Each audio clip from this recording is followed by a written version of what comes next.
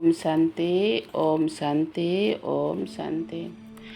आज 26/3/2026 प्रातः मुरली ओम शांति बापदादा मधुबन।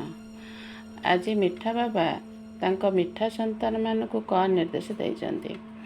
मिठा बाबा कहउचंती, मिठे बच्चे, हाँ जी मिठा बाबा, संग दोषरु मुक्त रही पाठ पढ़ा उपरे पूरा पूरा ध्यान दियो, तेबे कौनसी प्रकार तोफान आसीपारिब नाही, किंतु माया को केबे भी दोषी कर नाही। बाबा कहले संग दोषर मुक्त रही पाठ पढ़ा उपरे पूरा पूरा ध्यान दियो। कुसंग सहित सांग हेले कौन हब, क्षति हब ना। तेणु कथारे अच्छी ना, सत्संग सांग हेले उद्धार, सत्संग सत सांग उद्धार करे, कुसांग बुड़े मारे। तेणु बाबा होउचंती आमर सत्संग माने सत सांग सी। तेणु आमे बाबांक छड़ा आउ कहा सहित यदि संग हबा, कारण समस्ते होउचंती व्यर्थर सब बुड़ीकि अच्छा। तुमको से माने कौन करेंगे ना, दुर्गति रास्ता को नहीं जावे, जहा फल रे तुम्हें आउ ईश्वरीय पाठ पढ़ा प्रति आउ तुम्हें ध्यान दबनी। तेणु पूरा तुमर क्षति हब। तेणु तुम्हें ईश्वरंकर संतान, ईश्वरीय कूल रे पाठ पढ़ुछ। तेणु तुम्हें ध्यान रखिबा दरकार जे मु काहार संतान, को कूल को आसीची, आउ को विश्वविद्यालय में पाठ पढ़ुची, आउ किए मोर शिक्षक, मते किए मो आत्मा को पाठ पढ़ाउछंती। तेणु एथिप्रति पूरा ध्यान रखिकिरी संग दोषर मुक्त रहिबा को पड़िबा, नले बहुत क्षति हब। तेणु एकमात्र बाबांक संग करिवार अछि, आ कहा संग नहीं। केवल सीए ही उद्धार करता, उद्धार मूरत आधार मूरत, सीए ही दुख हरता सुख करता। तेणु बाबा कहउचंती कौनसी प्रकार तूफान आसीपारिब नाही, किंतु माया को केबे भी दोषी कर नाही। बाबा कहले आमे सिना माया को दोष दौचे, कहचे माया जोगु ही आमे आमर पाठ पढ़ा प्रति ध्यान रहुनी, माया आमको हैरान करुसी, किंतु एठी मायार किछि दोष नाही। तेणु बाबा कहले कौन पाई दोष नाही, तुम्हें जेहेतु बाबांक संग छाड़ी दौच।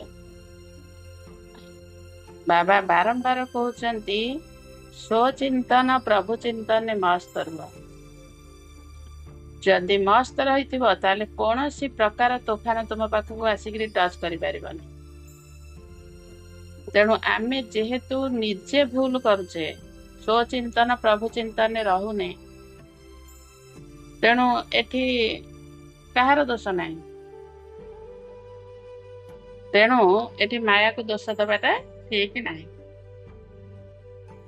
माया तो हैरान करिब, हलचल करिब, जेहेतु ये 5 बिघार तुम्हें साथी रखीच करिब, किंतु आमे ताको तो विजय प्राप्त करिबा ना। सब बेले जदि यही स्थिति रे रहिबा, माया आमको काहे हलचल करिब।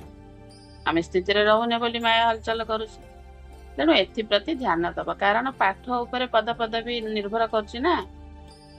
तेणु कुसंग सहित सांग हबार नाही, केवल एकमात्र बाबा ही मोर सत्संग। प्रश्न, केउ गोटे कथा को सर्वदा ध्यान रे रखिले तुमर बेढ़ा अर्थात नौका पारी होई जिवो। केउ गोटे कथा को सर्वदा ध्यान रे रखिले तुमर बेढ़ा अर्थात नौका पारी होई जिवो। तुमर जीवन नौका ए जो विश्व सागर रे जो तुमर जीवन नौकाटी जो उबुडुबु होउची, तेणु ସର୍ବଦା କେଉଁ ଗୋଟିଏ କଥାକୁ ଧ୍ୟାନ ରଖିଲେ ତୁମର ଏଇ ବେଡ଼ା ବା ନୌକା ଜୀବନ ନୌକାଟି ପାର ହେଇଯିବ? ଉତ୍ତର, ବାବା, ଆପଣଙ୍କର ଯାହା ଆଦେଶ। ଏହିଭଳି ସର୍ବଦା ବାବାଙ୍କ ହୁକୁମ ଅର୍ଥାତ୍ ଆଦେଶ ଅନୁସାରେ ଚାଲୁଥାଅ, ତେବେ ତୁମର ବେଢ଼ା ପାରି ହୋଇଯିବ। ବାବା କହିଲେ ତୁମର ଜୀବନ ନୌକାଟି କେମିତି ପାରି ହବ? ଏଇ ବିଶ୍ୱ ବୈତରଣୀ ଯୋଉ ଗର୍ଭରେ ଯୋଉ ଉବୁଟୁବୁ ହଉଛି ମଝି ଗର୍ଭରେ, କେମିତି ତୁମ ଜୀବନ ନୌକାଟି ପାର ହବ? ନା ଯଦି ବାବା ଯେଉଁ ଶ୍ରୀମତ ଦଉଛନ୍ତି ସେଇ ଶ୍ରୀମତକୁ ଯଦି ଆମେ ସଠିକ ରୂପରେ ପାଳନ କରୁଥିବା, ଶ୍ରୀମତ ହଉଛି ଆମର ବାବାଙ୍କର ଯେମିତି ହାତ, ଗୋଟେ ଭୁଜା, ଶକ୍ତିଶାଳୀ ଭୁଜା। ଯଦି ଆମେ ଶ୍ରୀମତକୁ ସଠିକ ଭାବରେ ପାଳନ କଲେ ତାହେଲେ ଆମେ ବାବାଙ୍କ ହାତକୁ ମଜବୁତ କରି ଧରିଛେ। ତେଣୁ ନିଶ୍ଚିନ୍ତ ଆମର ଜୀବନ ନୌକାଟି ବାବା ପାର କରିଦେବେ। ଯଦି ଆମେ ଶ୍ରୀମତକୁ ଛାଡ଼ି ଦେଇଛେ, ଜାଣି ବାବାଙ୍କ ହାତ ଛାଡ଼ି ଦେଇଛେ, ମଜବୁତ ନାହିଁ, କେତେବେଳେ ଖସିଯିବ ତା କିଛି ଠିକ ନାହିଁ। ତେଣୁ ବାବା କହିଲେ ଯିଏ ବାବାଙ୍କ ଆଦେଶ ହେଉଛି ବାବାଙ୍କ ଶ୍ରୀମତ, ଯିଏ ଶ୍ରୀମତକୁ ସମ୍ପୂର୍ଣ୍ଣ ଭାବରେ ସେଇ ଅନୁସାରେ ଚାଲୁଥିବ ବା ସଠିକ ଭାବରେ ପାଳନ କରୁଥିବ, ତାର ଜୀବନ ନୌକାଟି ବା ବେଢ଼ା ସହଜରେ ପାରି ହୋଇଯିବ।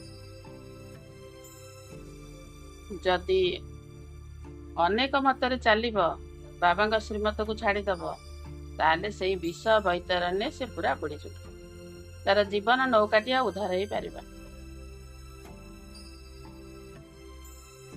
ହୁକୁମ ଅନୁସାରେ ଚାଲୁଥିବା ପିଲାମାନେ ମାୟାର ଆକ୍ରମଣରୁ ରକ୍ଷା ପାଇଯାଆନ୍ତି। ବାବା କହିଲେ ବାବା ଯୋଉ ହୁକୁମ ଦଉଛନ୍ତି ବା ନିର୍ଦ୍ଦେଶ ଦଉଛନ୍ତି, ସେଇ ନିର୍ଦ୍ଦେଶକୁ ଯୋଉ ପିଲାମାନେ ପାଳନ କରନ୍ତି, କୋଉମାନେ ପାଳନ କରନ୍ତି? ଯେଉଁମାନେ ଆଜ୍ଞାକାରୀ ସନ୍ତାନ, ସୁପୁତ୍ର, ସେଇମାନେ ହିଁ ପାଳନ କରିବେ। ଆଉ ସେଇମାନଙ୍କ ପାଖକୁ ମାୟା ଯେଉଁ ଆକ୍ରମଣ କରିବ, ସେଇଥିରୁ ସେ ସହଜରେ ରକ୍ଷା ପାଇଯାଆନ୍ତି। ସେମାନଙ୍କ ବୁଦ୍ଧିର ତାଲା ଖୋଲିଯାଏ। ତାଙ୍କ ବୁଦ୍ଧିରେ ଯୋଉ ବ୍ୟର୍ଥ କଥା ବା ଆବର୍ଜନା ଅଛି, ବୁଦ୍ଧିରେ ଜ୍ଞାନ ଧାରଣା ହେଇପାରୁନି, ଧୀରେ ଧୀରେ ସେ ବୁଦ୍ଧିର ତାଲା ଖୋଲିଯାଏ, ମାନେ ବୁଦ୍ଧି ସ୍ୱଚ୍ଛ ହେଇଯାଏ। ସେ ଯୋଉ ଅବଗୁଣ ଯାହା ସବୁ ଅଛି, ବ୍ୟର୍ଥ ଚିନ୍ତାଧାରା ଯାହା ସବୁ ଅଛି, ସେ ଧୀରେ ଧୀରେ ସମାପ୍ତ ହେଇଯାଏ। ବୁଦ୍ଧିରୂପୀ ପାତ୍ରଟି ପୁରା ସମ୍ପୂର୍ଣ୍ଣ ସ୍ୱଚ୍ଛ ହେଇଯାଏ। ଅପାର ଖୁସିର ଅନୁଭବ କରନ୍ତି, ସେହି ଆତ୍ମା ମାନେ ଅପାର ଖୁସିର ଅନୁଭବ କରନ୍ତି। ବାବା କହିଥିଲେ ନା, ଯଦି ପଚାରିବ ତ ଅତୀନ୍ଦ୍ରିୟ ସୁଖକୁ କୋଉମାନଙ୍କୁ ପଚାରିବ? ଗୋପ ଗୋପୀ ମାନଙ୍କୁ ପଚାରିବ, ସେମାନେ କହିବେ ଅତୀନ୍ଦ୍ରିୟ ସୁଖ କଣ। ତେଣୁ ଯିଏ ଅପାର ଖୁସିର ଅନୁଭବ କରେ, ସେ ସଚ୍ଚା ଗୋପ ଆଉ ଗୋପୀ। ସେମାନଙ୍କ ଦ୍ୱାରା କୌଣସି ଓଲଟା କର୍ମ ହୋଇନଥାଏ। ବାବା କହିଲେ ସେମାନେ କେବେ ବି ଓଲଟା କର୍ମ କରିନଥାନ୍ତି। ସେମାନେ ଯୋଉ କର୍ମଟା କରନ୍ତି, ସେ କର୍ମର କିଛି ସଫଳତା ଥିବ ବା ଅନ୍ୟର କଲ୍ୟାଣ ଥିବ, କଲ୍ୟାଣ ଭାବନା ଥିବ, ସେଇ କାମ ସେ କରନ୍ତି, ସେ କର୍ମ ସେ କରନ୍ତି। କେବେ କାହାକୁ ଦୁଃଖ ଦେଲା ଭଳିଆ, କଷ୍ଟ ଦେଲା ଭଳିଆ କର୍ମ କେବେ କରନ୍ତି ନାହିଁ। ଗୀତ ତୁମ୍ହେ ପାକେ ହମନେ, ଓମ୍ ଶାନ୍ତି। ସମସ୍ତ ସେଣ୍ଟରର ମିଠା ମିଠା ପିଲାମାନେ ଗୀତ ଶୁଣିଲେ। ସମସ୍ତେ ଜାଣିଛନ୍ତି ଯେ ବେହଦର ପିତାଙ୍କ ଠାରୁ ପୁନର୍ବାର 5000 ବର୍ଷ ପୂର୍ବ ଭଳି ଆମେ ବିଶ୍ୱର ରାଜତ୍ୱ ନେବାକୁ ଯାଉଛୁ ଏବଂ ଏହିଭଳି କଳ୍ପ କଳ୍ପ ଆମେ ରାଜତ୍ୱ ନେଇ ଆସିଛୁ। ରାଜତ୍ୱ ନେଉଛୁ, ପୁଣି ହରାଇ ଦେଉଛୁ। ପିଲାମାନେ ଜାଣିଛନ୍ତି ଏବେ ଆମେ ବେହଦ ବାବାଙ୍କର କୋଳକୁ ଆସିଛୁ, ବାବାଙ୍କର ସନ୍ତାନ ହୋଇଛୁ, ଏହା ସତ୍ୟ ଅଟେ। ଘରେ ବସି ଆମେ ପୁରୁଷାର୍ଥ କରୁଛୁ, ବେହଦର ପିତାଙ୍କ ଠାରୁ ଉଚ୍ଚ ପଦ ପାଇବା ପାଇଁ ପାଠପଢ଼ା ଚାଲିଛି। ତୁମେ ଜାଣିଛ ଜ୍ଞାନର ସାଗର, ପତିତ ପାବନ, ସମସ୍ତଙ୍କର ସଦ୍ଗତିଦାତା ଶିବ ବାବା ହିଁ ଆମର ପିତା, ଶିକ୍ଷକ ଏବଂ ସଦ୍ଗୁରୁ ମଧ୍ୟ ଅଟନ୍ତି। ତାଙ୍କ ଠାରୁ ଆମେ ସମ୍ପତ୍ତି ନେଉଛୁ। ତେଣୁ ଉଚ୍ଚ ପଦ ପାଇବା ପାଇଁ କେତେ ପୁରୁଷାର୍ଥ କରିବା ଦରକାର। ଅଜ୍ଞାନ କାଳରେ ମଧ୍ୟ ଯେତେବେଳେ ସ୍କୁଲରେ ପାଠ ପଢୁଥିଲେ ସେତେବେଳେ ନିଜର ପାଠ ପଢା ଅନୁସାରେ କ୍ରମାନୁସାରେ ନମ୍ବର ରଖି ପାସ୍ ହେଉଥିଲେ। ସେଠାରେ ତ କେହି ଏଭଳି କୁହନ୍ତି ନାହିଁ ଯେ ମାୟା ଆମକୁ ବିଘ୍ନ ପକାଉଛି ବା ତୋଫାନ ଆସୁଛି। କାରଣ ସେମାନେ କ'ଣ ମାୟା ବିଷୟରେ ଜାଣିଥିଲେ କି? ଏ 5 ବିକାର ହେଉଛି ମାୟା, ତେଣୁ ସେ ଜାଣିନାହାନ୍ତି। ତେଣୁ ସେଥିପାଇଁ ସିଏ ଏ ବିଷୟରେ କିଛି ଆଲୋଚନା କରନ୍ତିନି। ଯେଉଁମାନେ ଲୌକିକ ସ୍କୁଲରେ ଯେଉଁମାନେ ପାଠ ପଢ଼ନ୍ତି, ଯଦି ତାଙ୍କର ସେ କ୍ରମାନୁସାରେ ରୁହନ୍ତି, କିଏ ତ ଅଧିକ ମାର୍କ ରଖିଲା, କିଏ କମ୍ ମାର୍କ ରଖିଲା, ସେମାନେ ଏଇ ବିଷୟରେ ଜାଣିନାହାନ୍ତି। ତେଣୁ ଏଇ ବିଷୟରେ ସିଏ ଆଲୋଚନା ବି କରନ୍ତି ନାହିଁ। ଠିକ୍ ଭାବରେ ପାଠ ପଢ଼ି ନଥାନ୍ତି ବା ଖରାପ ସଙ୍ଗରେ ପଡ଼ିଯାଆନ୍ତି ଅଥବା ଖେଳକୁଦରେ ଲାଗିଯାଆନ୍ତି। ସେଥିପାଇଁ ପାଠ ପଢ଼ି ନଥାନ୍ତି, ଯାହାଦ୍ୱାରା ଫେଲ୍ ମଧ୍ୟ ହୋଇଯାଇଥାନ୍ତି। ସେମାନେ କ'ଣ ନା ଏଇ ଯେଉଁ ମାୟା ତାଙ୍କୁ ବିଘ୍ନ ପକାଇ ନଥାଏ, କାରଣ ସେମାନେ ଏଇ ଯେଉଁ କୁସଙ୍ଗ ସହିତ ମାନେ ଖରାପ ସଙ୍ଗରେ ପଡ଼ି ସେମାନେ ଖେଳକୁଦ ଇଆଡ଼େ ସିଆଡ଼େ ବୁଲି ଯାହାଦ୍ୱାରା ପାଠ ପଢ଼ା ଉପରେ ଧ୍ୟାନ ନ ଦେଇ ସେମାନେ ଫେଲ୍ ହୋଇଯାଆନ୍ତି। କିନ୍ତୁ ଏଠି ତ ମାୟାର କିଛି କଥା ନାହିଁ। ଆମେ ଯଦି କୁସଙ୍ଗ ସହିତ ସାଙ୍ଗ ହେବା, ଏଠି ମାୟାକୁ କାହିଁକି ଦୋଷ ଦେବା? ତେଣୁ ବାବା କହୁଛନ୍ତି କିନ୍ତୁ ଏହାକୁ ମାୟାର ତୋଫାନ କୁହାଯିବ ନାହିଁ। ଏଠି ମାୟାର କ'ଣ ଦୋଷ ରହିଲା? ତୁମେ କୁସଙ୍ଗ ସହିତ ସାଙ୍ଗ ହେବ, ଏଠି ତ ମାୟାର କିଛି ଆବଶ୍ୟକ ନାହିଁ, ଏଠି ଭୂମିକା କିଛି ନାହିଁ। ଚାଲିଚଳନ ଠିକ୍ ନଥିଲେ ଶିକ୍ଷକମାନେ ସାର୍ଟିଫିକେଟ୍ ଦେଇଥାନ୍ତି ଯେ ଏହାଙ୍କର ଚରିତ୍ର ଖରାପ ଅଟେ।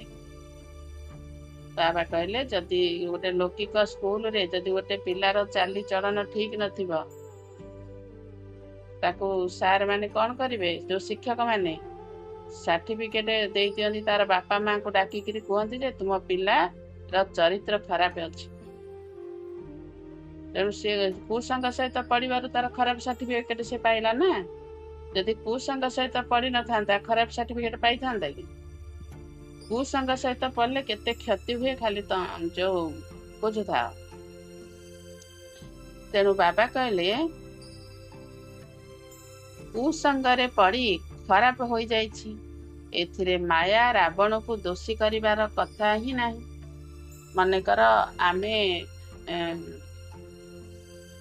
ନିଜେ ହିଁ ଆମେ ଯିଏ ବ୍ୟର୍ଥ କଥାବାର୍ତ୍ତା ଆଲୋଚନା ହେଉଛନ୍ତି, ଆମେ ଯାଇ ତାଙ୍କ ପାଖରେ ବସିବା, ତାଙ୍କ କଥା ଶୁଣିବା, ତାଙ୍କ ହଁରେ ହଁ ମିଶେଇବା, ତାହେଲେ ଏଠି ମାୟାର ଦୋଷ କ'ଣ ରହିଲା? ଏଠି ନିଜର ଦୋଷ ନା। ଆମେ ଜ୍ଞାନ ପାଇଲେଣି, ଯଦି ଆମେ ଜ୍ଞାନ ପାଇକିରି ଆମେ ସେଇଠି ଯାଇକିରି ଆଲୋଚନା କରିବା, ସେଠୁ ଯଦି ଯିଏ ହଟି ଆସିବ ତାହେଲେ ସିଏ ଜାଣିବ ଯେ ପୁରା ମାୟାକୁ ଜିତିଲା, ସେ କୁସଙ୍ଗକୁ ଜିତି ପାରିଲା। ଯଦି ସେ ସେଇଠି ବସିଲା ଆରାମରେ, ଏଥିରେ ମାୟାର କ'ଣ ଦୋଷ ଅଛି? ନିଜର ତ ଭୁଲ ନା। ଜାଣିଲ ବ୍ୟର୍ଥ କଥାବାର୍ତ୍ତା ହେଉଛି ମାନେ ସେଠୁ ହଟି ଆସିବାର ଅଛି। ସେମିତି ଯେଉଁ ସାଙ୍ଗମାନେ କୁସାଙ୍ଗ ସହିତ ସାଙ୍ଗ ହେଉଛନ୍ତି, ଦେଖିବେ ଯଦି ସିଏ ମନେକର ମଦ ଫଦ ପିଉଛି, ସିଗାରେଟ୍ ଆଣୁଛି ବା ଆଉ କ'ଣ ତାର କିଛି ଖରାପ ଉଦ୍ଦେଶ୍ୟ ଅଛି, ଆମେ ତ ତାକୁ ପରଖିକିରି ତା ପାଖରେ ଆସିବା ଭାରି ନା ତା ସହିତ ସାଙ୍ଗ ହେବା, ସେଇ ମେଳରେ ବସିବା, ତା ନିଜର ଭୁଲ। ସେମିତି ବାବା କହୁଛନ୍ତି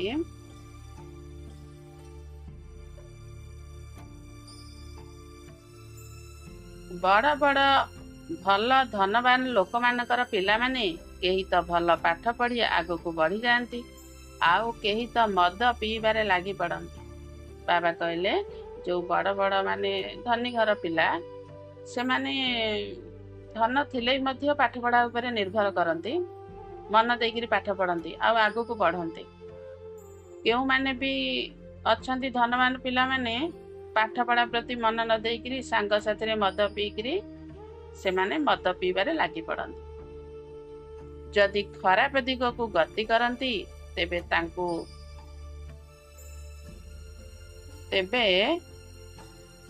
ତାଙ୍କୁ ପିତା କହିଥାନ୍ତି ଯେ କୁପୁତ୍ର ହୋଇଗଲା। ଯେଉଁମାନେ ଲୌକିକରେ ଯଦି ସିଏ ପାଠ ନ ପଢ଼ି ଖରାପ ସାଙ୍ଗରେ ମଦ ପିଇଲା, ତାର ମାତା ପିତା କ'ଣ କହନ୍ତି? ଇଏ ଗୋଟିଏ କୁପୁତ୍ର ବନିଗଲା। ସେହି ପାଠ ପଢ଼ାରେ ତ ବହୁତ ବିଷୟ ଥାଏ। ଲୌକିକରେ 6ଟା ସବଜେକ୍ଟ କି 7ଟା ସବଜେକ୍ଟ ରହୁଛି ନା। ଏହା ତ ଗୋଟିଏ ପ୍ରକାର ପାଠ ପଢ଼ା। ଏଠି ଗୋଟିଏ ପ୍ରକାର। ସେ ଜ୍ଞାନ ଯଦି ଅର୍ଜନ କରିବ ତାହେଲେ ତୁମର ଯୋଗ ଲାଗିବ। ଯଦି ଯୋଗ ଲାଗିଲା ତାହେଲେ ଧାରଣା ଯୁକ୍ତ ବନିବ। ଧାରଣା ଯୁକ୍ତ ବନିଲେ ସେବା ଯୁକ୍ତ ବନିବ। ତେଣୁ ଏଠି ସହଜ ପାଠ ପଢ଼ା, ଏଠି ପରିଶ୍ରମ ନାହିଁ। ସେଠାରେ ମନୁଷ୍ୟ ପାଠ ପଢ଼ାଇଥାନ୍ତି, କିନ୍ତୁ ଏଠାରେ ପିଲାମାନେ ଜାଣିଛନ୍ତି ଯେ ଆମକୁ ଭଗବାନ ପାଠ ପଢ଼ାଉଛନ୍ତି। ସେ ଲୌକିକରେ ଦେହଧାରୀ ଶିକ୍ଷକ ମାନେ ପାଠ ପଢ଼ାନ୍ତି। ଏଠି କିଏ ପାଠ ପଢ଼ାଉଛନ୍ତି? ସବୁ ଆତ୍ମାମାନଙ୍କୁ ସ୍ୱୟଂ ଭଗବାନ ପାଠ ପଢ଼ାଉଛନ୍ତି। ଶିବ ବାବା ଆସିକିରି ପାଠ ପଢ଼ାଉଛନ୍ତି, ଯିଏ ନିରାକାର। ସେ ତାଙ୍କ ସନ୍ତାନ ମାନଙ୍କୁ ପାଠ ପଢ଼ାଉଛନ୍ତି। ସେଠି ତ ଦେହଧାରୀ ପିଲାମାନଙ୍କୁ ଯେଉଁ ଦେହଧାରୀ ଶିକ୍ଷକ ପାଠ ପଢ଼ାନ୍ତି ଏଇ ଶରୀର ନିର୍ବାହ ପାଇଁ, ପଦପଦବୀ ପାଇକି ଯେମିତି ଶରୀର ନିର୍ବାହ ପାଇଁ ରୋଜଗାର କରିବେ। ଏଠି ସ୍ୱୟଂ ଭଗବାନ ନିରାକାର ଆସିକିରି ଆତ୍ମାକୁ ପାଠ ପଢ଼ାଉଛନ୍ତି, ଆତ୍ମାର ଉନ୍ନତି ପାଇଁ। ଆତ୍ମା କେମିତି 21 ଜନ୍ମ ନୂଆ ଦୁନିଆରେ, ସତ୍ୟ ଯୁଗରେ, ଶତପ୍ରଧାନ ଦୁନିଆରେ କେମିତି ରାଜତ୍ୱ ପ୍ରାପ୍ତ କରିବ, ରାଜ୍ୟ ଅଧିକାରୀ ବନିଯିବ, ସୁଖ ଶାନ୍ତି ଯୋଉଠି ଅପାର ଦୁନିଆରେ ମାଲିକ ବନିଯିବ।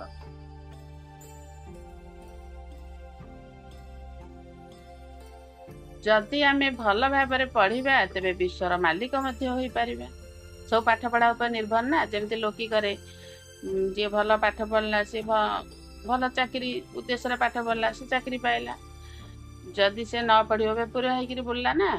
ସେମିତି ଏଠି ମଧ୍ୟ ସେମିତି ଯଦି ଭଲ ମନ ଦେଇକିରି ଭଲ ଭାବରେ ପାଠ ପଢ଼ିବ, ଆଉ ଯୋଗ କରିବ, ଧାରଣା କରିବ, ସେବା କରିବ, ତାହେଲେ ନିଶ୍ଚିନ୍ତ ଭଲ ପଦ ପାଇବ, ବିଶ୍ୱର ମାଲିକ ହେଇଯିବ। ଫେରେ 21 ଜନ୍ମ ପାଇଁ। ଏଠି ତ ଲୌକିକରେ ଗୋଟେ ଜନ୍ମ ପାଇଁ। ଫେରେ ଇଏ ହେଉଛି ବିନାଶୀ, ସେ ତ ଅବିନାଶୀ। ତେଣୁ ବୁଝିବା ଦରକାର ନା। ପିଲାମାନେ ତ ବହୁତ ଅଛନ୍ତି, କିନ୍ତୁ କେହି ତ ସଙ୍ଗ ଦୋଷରେ ପଡ଼ି ପାଠ ପଢ଼ି ପାରନ୍ତି ନାହିଁ। ଯଦି ମନେକର ସାଙ୍ଗସାଥି ଆସିଲେ, କି ସମ୍ବନ୍ଧ ସମ୍ପର୍କୀୟ ଫୋନ କଲେ, କି ପଡ଼ୋଶୀ ମାନେ ଆସିଲେ, ସେ ପୁରା ପାଠ ପଢ଼ାକୁ ଭୁଲିଗଲେ। କହିଲେ ନାଇଁ ଭଉଣୀ, ସମୟ ନାହିଁ, ଆଜି ମିଶି ପାରିବିନି, ଆଜି ଜ୍ଞାନ ଶୁଣିପାରିବିନି।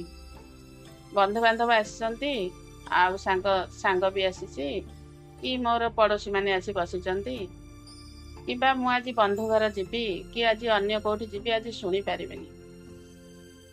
ସେଣ୍ଟର ବି ଯିବେନି, କିମ୍ବା ପାଠଶାଳା ବି ଯିବେନି, ବାହାନା କରିବେ। ତେଣୁ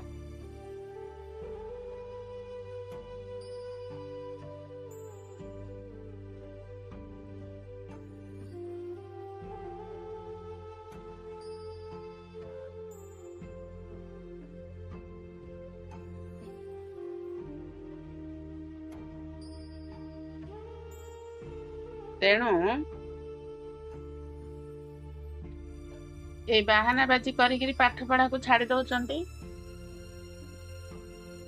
ଇଏ ହଉଛି କୁସଙ୍ଗର ପ୍ରଭାବ। ତେଣୁ ତୁମେ ଯେତେ କର୍ମ କଲେ ମଧ୍ୟ କର୍ମଧନ୍ଦା କର, କିନ୍ତୁ ପାଠ ପଢ଼ାକୁ କେବେ ଛାଡ଼ନି। ଇଏ ହଉଛି ତୁମ ଆତ୍ମାର କଲ୍ୟାଣ ହବାର ପାଠ ପଢ଼ା। ଇଏ ହଉଛି ଅବିନାଶୀ ପାଠ ପଢ଼ା। ଏ ପାଠ ପଢ଼ାରେ ତୁମେ ଅବିନାଶୀ ରୋଜଗାର ଜମା କରୁଛ। 21 ପିଢ଼ି ହିଁ ଭୋଗ କରିବ, ଆଉ 63 ଜନ୍ମ ବି ଏଇ ପାଠ ପଢ଼ା ତୁମକୁ ସାଥ ଦବ, ଏଇ ଜ୍ଞାନ ତୁମକୁ ସାଥ ଦବ। ତେଣୁ ଏ ଜ୍ଞାନ ସିନା ଅର୍ଜନ କଲେ ତୁମେ ରୋଜଗାର ଜମା କରିବ, ଆଶୀର୍ବାଦ ଜମା କରିବ ନା, ପୁଣ୍ୟ ଜମା କରିବ। ତେଣୁ ଏଇ ପାଠ ପଢ଼ା ପ୍ରତି ବହୁତ ଗୁରୁତ୍ୱ ଦେବାକୁ ପଡ଼ିବ। ଯେତେ ସାଙ୍ଗସାଥି ବନ୍ଧୁ ବାନ୍ଧବ ଆସନ୍ତୁ ବା ଯୁଆଡ଼େ ଯାଉଛ ଯାଅ, କିନ୍ତୁ ପାଠ ପଢ଼ା ପ୍ରତି ଧ୍ୟାନ ଦିଅ।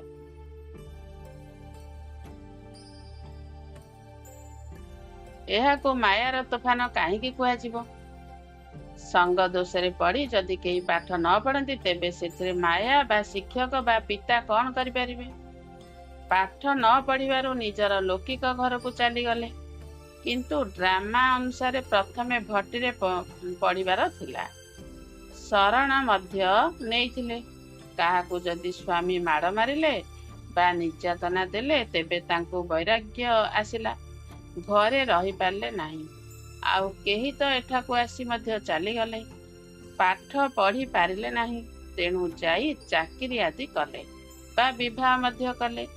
ଏହା ତ ଗୋଟିଏ ବାହାନା ଯେ ମାୟାର ତୁଫାନ କାରଣରୁ ପାଠ ପଢ଼ି ପାରୁନାହିଁ। ଏ କଥା ବୁଝି ପାରୁନାହାନ୍ତି ଯେ ସଙ୍ଗ ଦୋଷ କାରଣରୁ ହିଁ ମୋର ଏ ଅବସ୍ଥା ହେଲା ଏବଂ ମୋ ଭିତରେ ବିକାର ମଧ୍ୟ କଳା ରୂପରେ ଅଛି। ଏକଥା କାହିଁକି କହୁଛ ଯେ ମାୟାର ତୋଫାନ ଲାଗିଲା, ତେଣୁ ଖସି ପଡ଼ିଲି?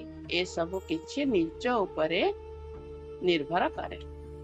ବାବା କହିଲେ, ଯଦି ଜ୍ଞାନକୁ ପାଇଲା ପରେ ତୁମେ ଅଜ୍ଞାନ ହବ, ତୁମେ କହିବ ଯେ ମାୟାର ତୋଫାନ ଲାଗିବାରୁ ମୁଁ ବାବାଙ୍କ ହାତ ଛାଡ଼ିଦେଲି ଆଉ ରସା ତଳକୁ ଖସି ପଡ଼ିଲି। ନା, ଜ୍ଞାନ ପାଇଲା ପରେ ତୁମେ ଯଦି ଭୁଲ କାମ କରିବ, ସିଏ ହେଉଛି କ'ଣ? କିଛି ସଙ୍ଗ ଦୋଷର ପ୍ରଭାବ।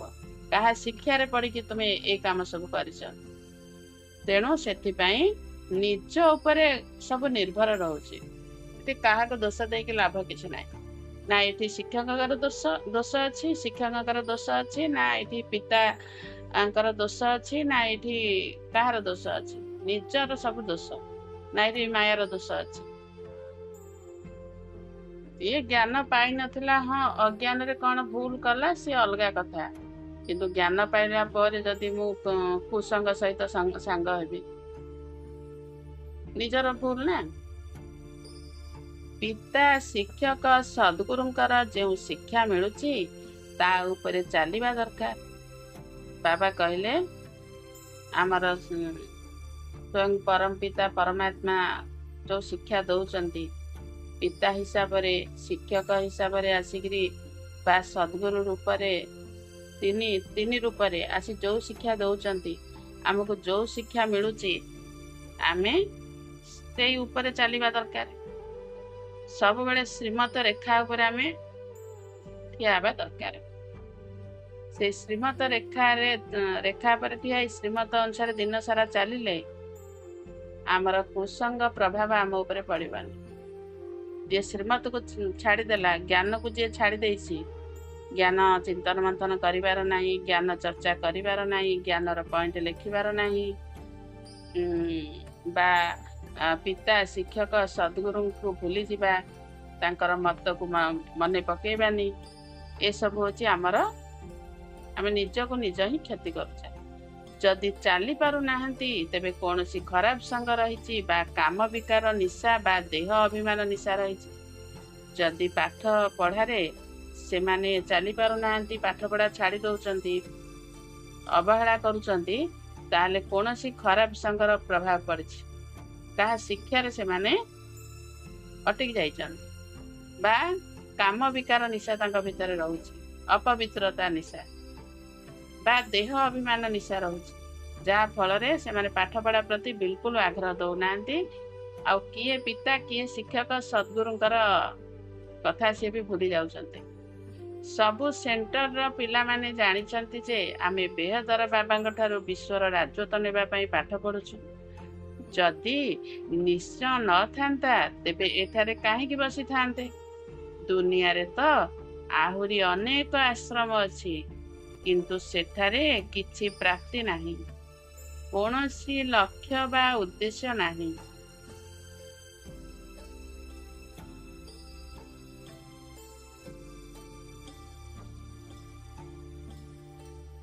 ପାଠପଢ଼ା କେଉଁଠି ତୁମେ ପାଇବନି। ତୁମେ ଯେଉଁ ଆଶ୍ରମ ଗଲେ ବି ମଧ୍ୟ ଏଇ ଜ୍ଞାନ କେହି ଦେଇପାରିବେନି। କେଉଁ ସାଧୁ, ସନ୍ଥ, ମୁନି, ଋଷି, ବଡ଼ ବଡ଼ ବିଦ୍ୱାନ, ପଣ୍ଡିତମାନେ ବି ଏଇ ଜ୍ଞାନ ପାଇନାହାନ୍ତି। ତେଣୁ କେଉଁଠି ଏଇ ଜ୍ଞାନ ପାଇପାରିବନି। ଯେଉଁଠିକି ଯେଉଁ ଛୋଟ ଛୋଟ ମଠ, ପନ୍ଥ, ଯେଉଁଠିକି ଯାଅ, ଏଇ ଜ୍ଞାନ ତୁମକୁ କେଉଁଠି ମିଳିବନି। ଇଏ ହେଉଛି ଯେଉଁ ଛୋଟ ଛୋଟ ମଠ, ପନ୍ଥ ବା ଆଶ୍ରମ, ଇଏ ସବୁ ହେଉଛି ଏଇ ମନୁଷ୍ୟ ସୃଷ୍ଟି ରୂପୀ ବୃକ୍ଷର ଶାଖା ପ୍ରଶାଖା ଅଟେ। କିନ୍ତୁ ମୂଳଦୁଆ ହେଉଛି କ'ଣ? ବାବାଙ୍କର ଏଇ ମହାବାକ୍ୟ। ଏଇ ମନୁଷ୍ୟ ସୃଷ୍ଟି ରୂପୀ ଯେଉଁ ବୃକ୍ଷର ମୂଳଦୁଆ ହେଉଛି ଏଇ ବାବାଙ୍କର ଏଇ ମହାବାକ୍ୟ। ଆଉ ସବୁ ହେଉଛି କ'ଣ? ଶାସ୍ତ୍ର, ପୁରାଣ, ସେ ଅନ୍ୟାନ୍ୟ ସବୁ କ'ଣ ସେ ସବୁ ହେଉଛି ଏଇ ଆଶ୍ରମ ବନେଇକିରି ବା ମଠ ପନ୍ଥ ଛୋଟ ଛୋଟ ବନେଇ ଏଇସବୁ ଜ୍ଞାନ ଦେଉଛନ୍ତି। କିନ୍ତୁ ଏ ଜ୍ଞାନ କାହା ପାଖରେ ନାହିଁ। ଏ ଜ୍ଞାନ କେଉଁଠି ତୁମେ ପାଇପାରିବ ନାହିଁ। ବୃକ୍ଷ ତ ନିଶ୍ଚିନ୍ତ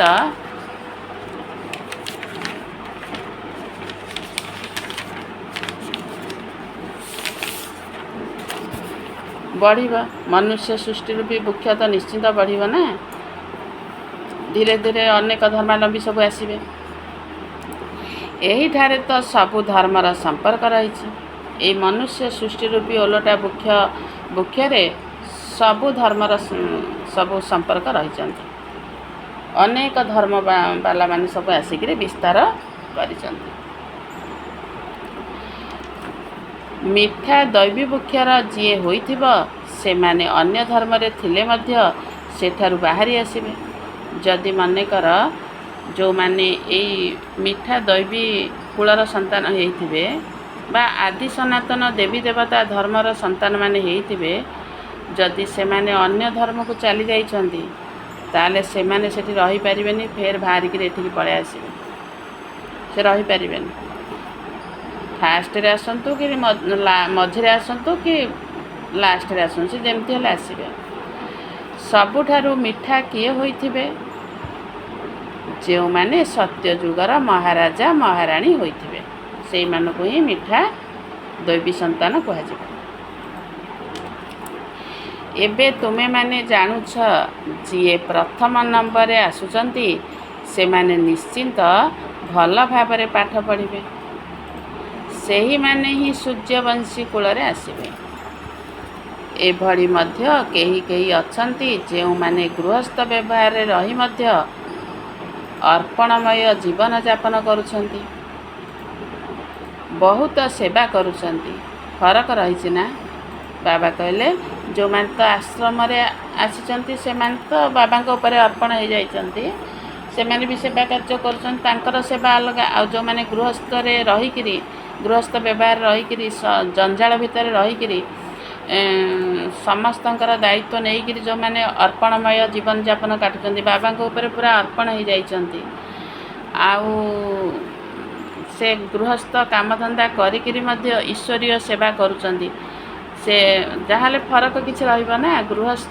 ଗୃହସ୍ଥ ବ୍ୟବହାର ଆଉ ଆଶ୍ରମ ବ୍ୟବହାର ଭିତରେ ଫରକ ରହିବ। ତେଣୁ ବାବା କହୁଛନ୍ତି ଫରକ ରହିଛି ନା। କେହି କେହି ଯଦିଓ ଏଠାରେ ସମର୍ପିତ ଭାବରେ ରହୁଛନ୍ତି କିନ୍ତୁ ପାଠ ପଢ଼ାଇ ପାରିବେ ନାହିଁ, ତେଣୁ ସେମାନେ ଅନ୍ୟ ସେବାରେ ଲାଗିଯାଇଛନ୍ତି। ସେମାନେ ଶେଷ ସମୟରେ ଅର୍ଥାତ୍ ତ୍ରେତୟା ଯୁଗର ଶେଷ ଅଳ୍ପ କିଛି ସମୟ ପାଇଁ ରାଜପଦ ପ୍ରାପ୍ତ କରିବେ। ବାବା କହିଲେ ଯେଉଁମାନେ ସମର୍ପିତ ହେଇଛନ୍ତି ଯଦି ପାଠ ପଢ଼ାଇ ପାରୁନାହାନ୍ତି, ଅନ୍ୟ ସେବାରେ ଲାଗିଯାଉଛନ୍ତି, ତାହେଲେ ସେଇମାନେ ଶେଷ ସମୟରେ ମାନେ ତ୍ରେତୟା ଯୁଗର ଶେଷରେ ଅଳ୍ପ କିଛି ସମୟ ପାଇଁ ସେମାନେ ଆସି ରାଜପଦ ପ୍ରାପ୍ତ କରିବେ। ମାନେ ତ୍ରେତୟା ଯୁଗ ସରି ସରି ଆସୁଥିବ, ସେମାନେ ଯିବେ ଆଉ ସେଇ ଯେଉଁ ପଦ ପାଇବେ ରାଜପଦ ପ୍ରାପ୍ତ କରିବେ, କିନ୍ତୁ ଅଳ୍ପ ସମୟ ପାଇଁ। ଆଉ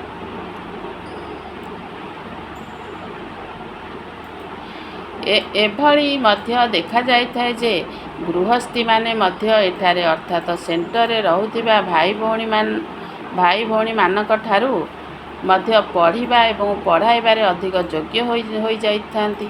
ବାବା କହିଲେ ଏଇ ସେଣ୍ଟରରେ ଯେଉଁ ଭାଇ ଭଉଣୀମାନେ ଅଛନ୍ତି, ନିମିତ୍ତ ଭାଇ ଭଉଣୀ ହେଉ କିମ୍ବା ପାଠଶାଳାରେ ହେଉ, କିନ୍ତୁ ତା ଅପେକ୍ଷା ଏଇ ଯେଉଁ ସେଣ୍ଟର ଅପେକ୍ଷା ଗୃହସ୍ଥୀରେ ଯେଉଁମାନେ ରହୁଛନ୍ତି ସେମାନେ ମଧ୍ୟ ଏମାନଙ୍କଠୁ ଭଲ ପଢ଼ଉଛନ୍ତି।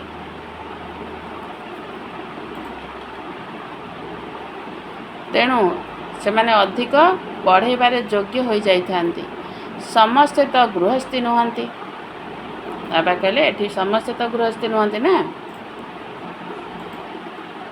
କନ୍ୟା ବା କୁମାରମାନଙ୍କୁ ଗୃହସ୍ଥୀ କୁହାଯିବ ନାହିଁ। ଆଉ ଯେଉଁମାନେ ବାନପ୍ରସ୍ଥୀ ସେମାନେ 60 ବର୍ଷ ପରେ ନିଜର ସବୁ କିଛି ପିଲାମାନଙ୍କୁ ଦେଇ ନିଜେ କୌଣସି ସାଧୁ ସନ୍ନ୍ୟାସୀଙ୍କ ସଙ୍ଗରେ ଯାଇ ରହିଥାନ୍ତି। କିନ୍ତୁ ଆଜିକାଲି ସମସ୍ତେ ତମ ପ୍ରଧାନ ହୋଇଯିବା କାରଣରୁ ମରିବା ପର୍ଯ୍ୟନ୍ତ ମଧ୍ୟ ବ୍ୟବସାୟ ଆଦି ଛାଡ଼ୁନାହାନ୍ତି। ବାବା କହୁଛନ୍ତି ମନେକର ଜଣେ 60 ବର୍ଷ ହେଇଗଲା, ସିଏ କ'ଣ ତାର ବାନପ୍ରସ୍ଥ ଅବସ୍ଥା। ତେଣୁ ସିଏ କ'ଣ କରେ, ତାର ଦାୟିତ୍ୱ ପିତୃ ସମ୍ପତ୍ତି, ତାର ଯାହା ଅର୍ଜିତ ଧନକୁ ତାର ଭଲ ସନ୍ତାନ ପ୍ରତି ଦାୟିତ୍ୱ ଦେଇଦେବ। ସିଏ ପୁରା ଦାୟିତ୍ୱରୁ ପୁରା ମୁକ୍ତ ହେଇକିରି ସିଏ ଯାଇକିରି ଭଜନ କୀର୍ତ୍ତନରେ ଲାଗନ୍ତି ବା ଆଧ୍ୟାତ୍ମିକ ଲାଇନରେ ପଳାନ୍ତି।